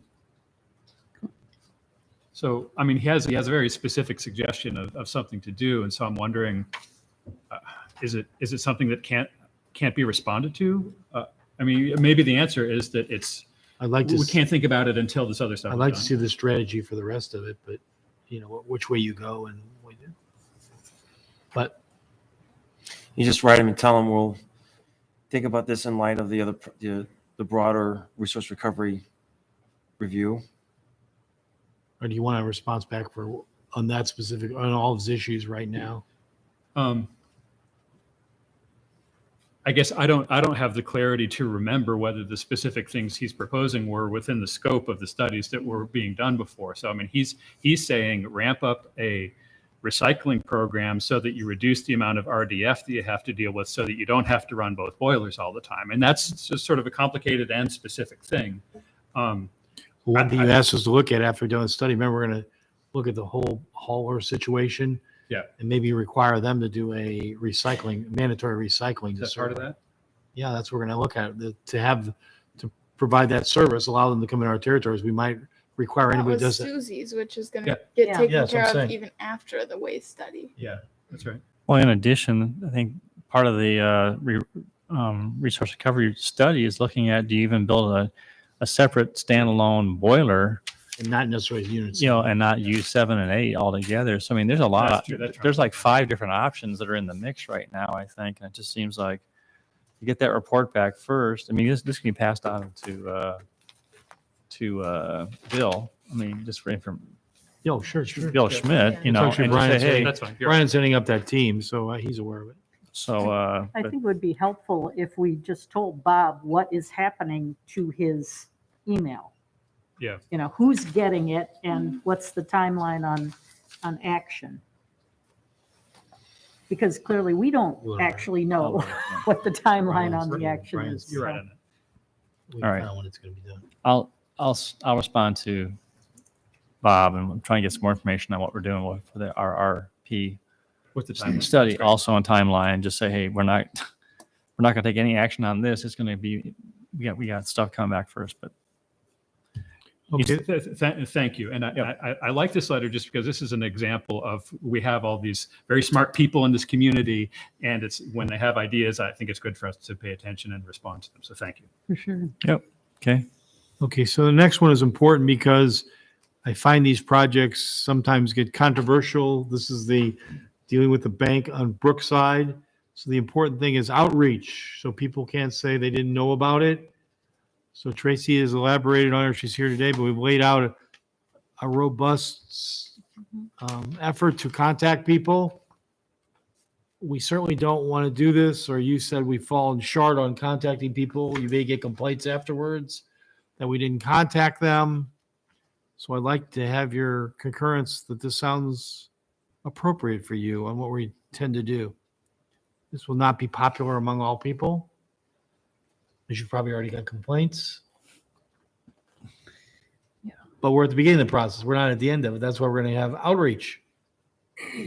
Some we'll be able to respond to, some we won't, in accordance with what they desire. And we've already brought in extra people for this. Is that right? Landscape architect and maybe Extra I can't ask people? that question. Were there? Yes, Tracy. Yeah. Not sure what you mean by. I thought I remembered maybe 2 additional people that were brought in to consult. Oh, on the project, you mean? Yeah. I'm sorry. Yeah, so we've been talking to some ecologists and some landscape architects, and this may come with change orders for the additional outreach and additional services, but we'll be bringing that before as well if it needs to be the cost due to the change order amount, but we're still working through all of that as well. Cool. I do know I've had two independent couples come up to me and express concern just about this project in general. So I think the additional outreach and really being due diligence is really going to be warranted, because there are people that are watching, that are concerned about it. And so yes, the more we can do to take their input and listen to what they have to say, I'm not saying to do what they say, but I think to give consideration to what they are. Yeah, we really did listen to at every one of the public meetings, and then we had one-on-one meetings, and we really are. That's what people keep saying. Well, where are you with the project? Where are you with? We've paused. We haven't paused, but we're not in the public outreach because we're working on the project and analyzing and incorporating and seeing if we can address those concerns. And so I think the silence is making them uncomfortable, but it's a good thing because we're actually making the project better and listening to what they have said. So the question before you, is this acceptable to you for an outreach effort on this controversial project? Doesn't involve sidewalks, right? No. But that was actually a request not to have walkability on the east side of the creek, because I think there in historic times there was a trail or something on the east side there on their property. So all gone now. Yeah, we're not putting yes. Okay, we'll proceed then with this program. So how you'll be publicizing that? How you'll be publicizing the meetings and the outreach, so people say, "Well, I didn't even hear about it." I mean, so we can just, is it Facebook? Is it people that have already given you emails, or you're pointing them to a website, or how Yep. are they? Yep. So we'll hand deliver some letters. We can do Facebook and press releases, and continue to get out as many different ways as we can. We definitely want people to know about it. Okay. Yeah. Very good. And the last correspondence for Nessa is only in response to a number of questions I received about what's happened to our Light Tech project in the Baker subdivision. We're giving you our latest information on that. No actions required at this time. Okay. All right.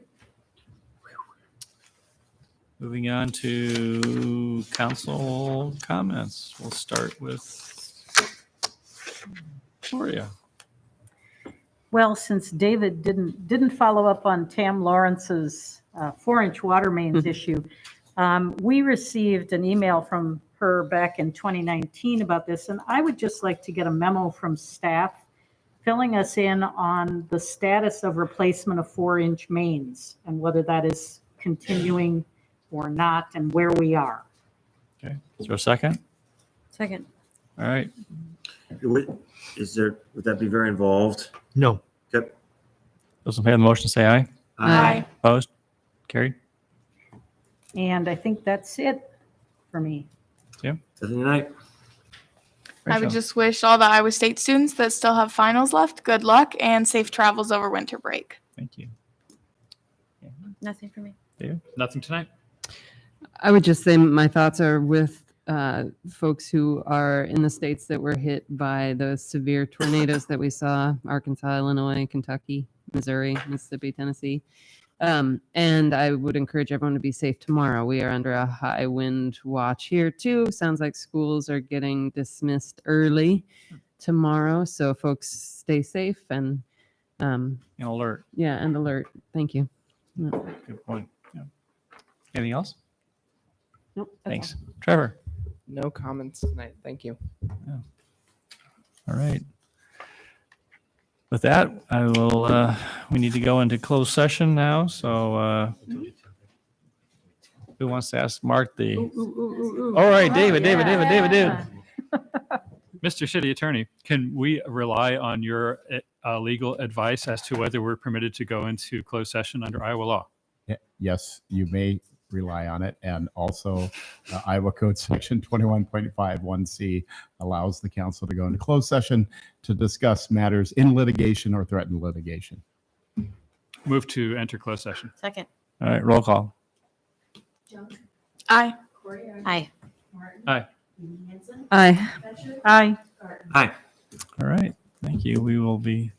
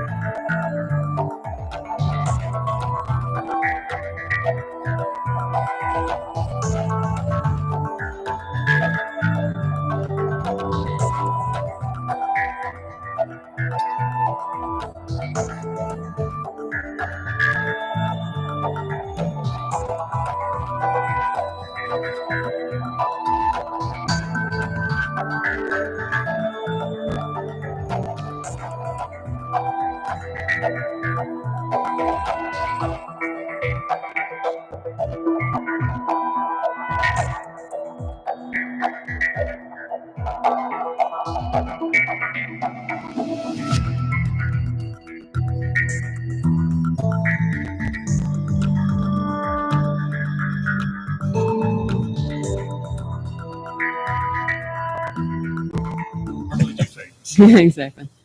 Like I got 20 minutes. Oh, right? we're back on. There we go. Are we good? Okay, we're back. We're missing Mary. So I would move that we approve the settlement with Tyler Cooljot. Is that how you pronounce it? Not sure. For $35,000 with payment contingent upon receiving a signed release of all claims. Second. Moved to second. Any discussion? Roll call. Are there people? Oh. Sorry. Is that a thing? Oh, it's, Danielle from the Trub. oh. Oh. Sorry. This is our effort to get this by the media. All right. I'll make the motion. Wait. You ready? Yeah. I have to make sure that you're we're not I'll move that we approve the settlement with Tyler Coolshot for $35,000 with payment contingent upon receiving a signed release of all claims. Second. All right, moved and seconded. Any discussion? Roll call. Aye. Aye. Aye. Aye. Aye. Aye. Thank you. Entertain motion to adjourn. To adjourn. We are adjourned. Thank you, everybody.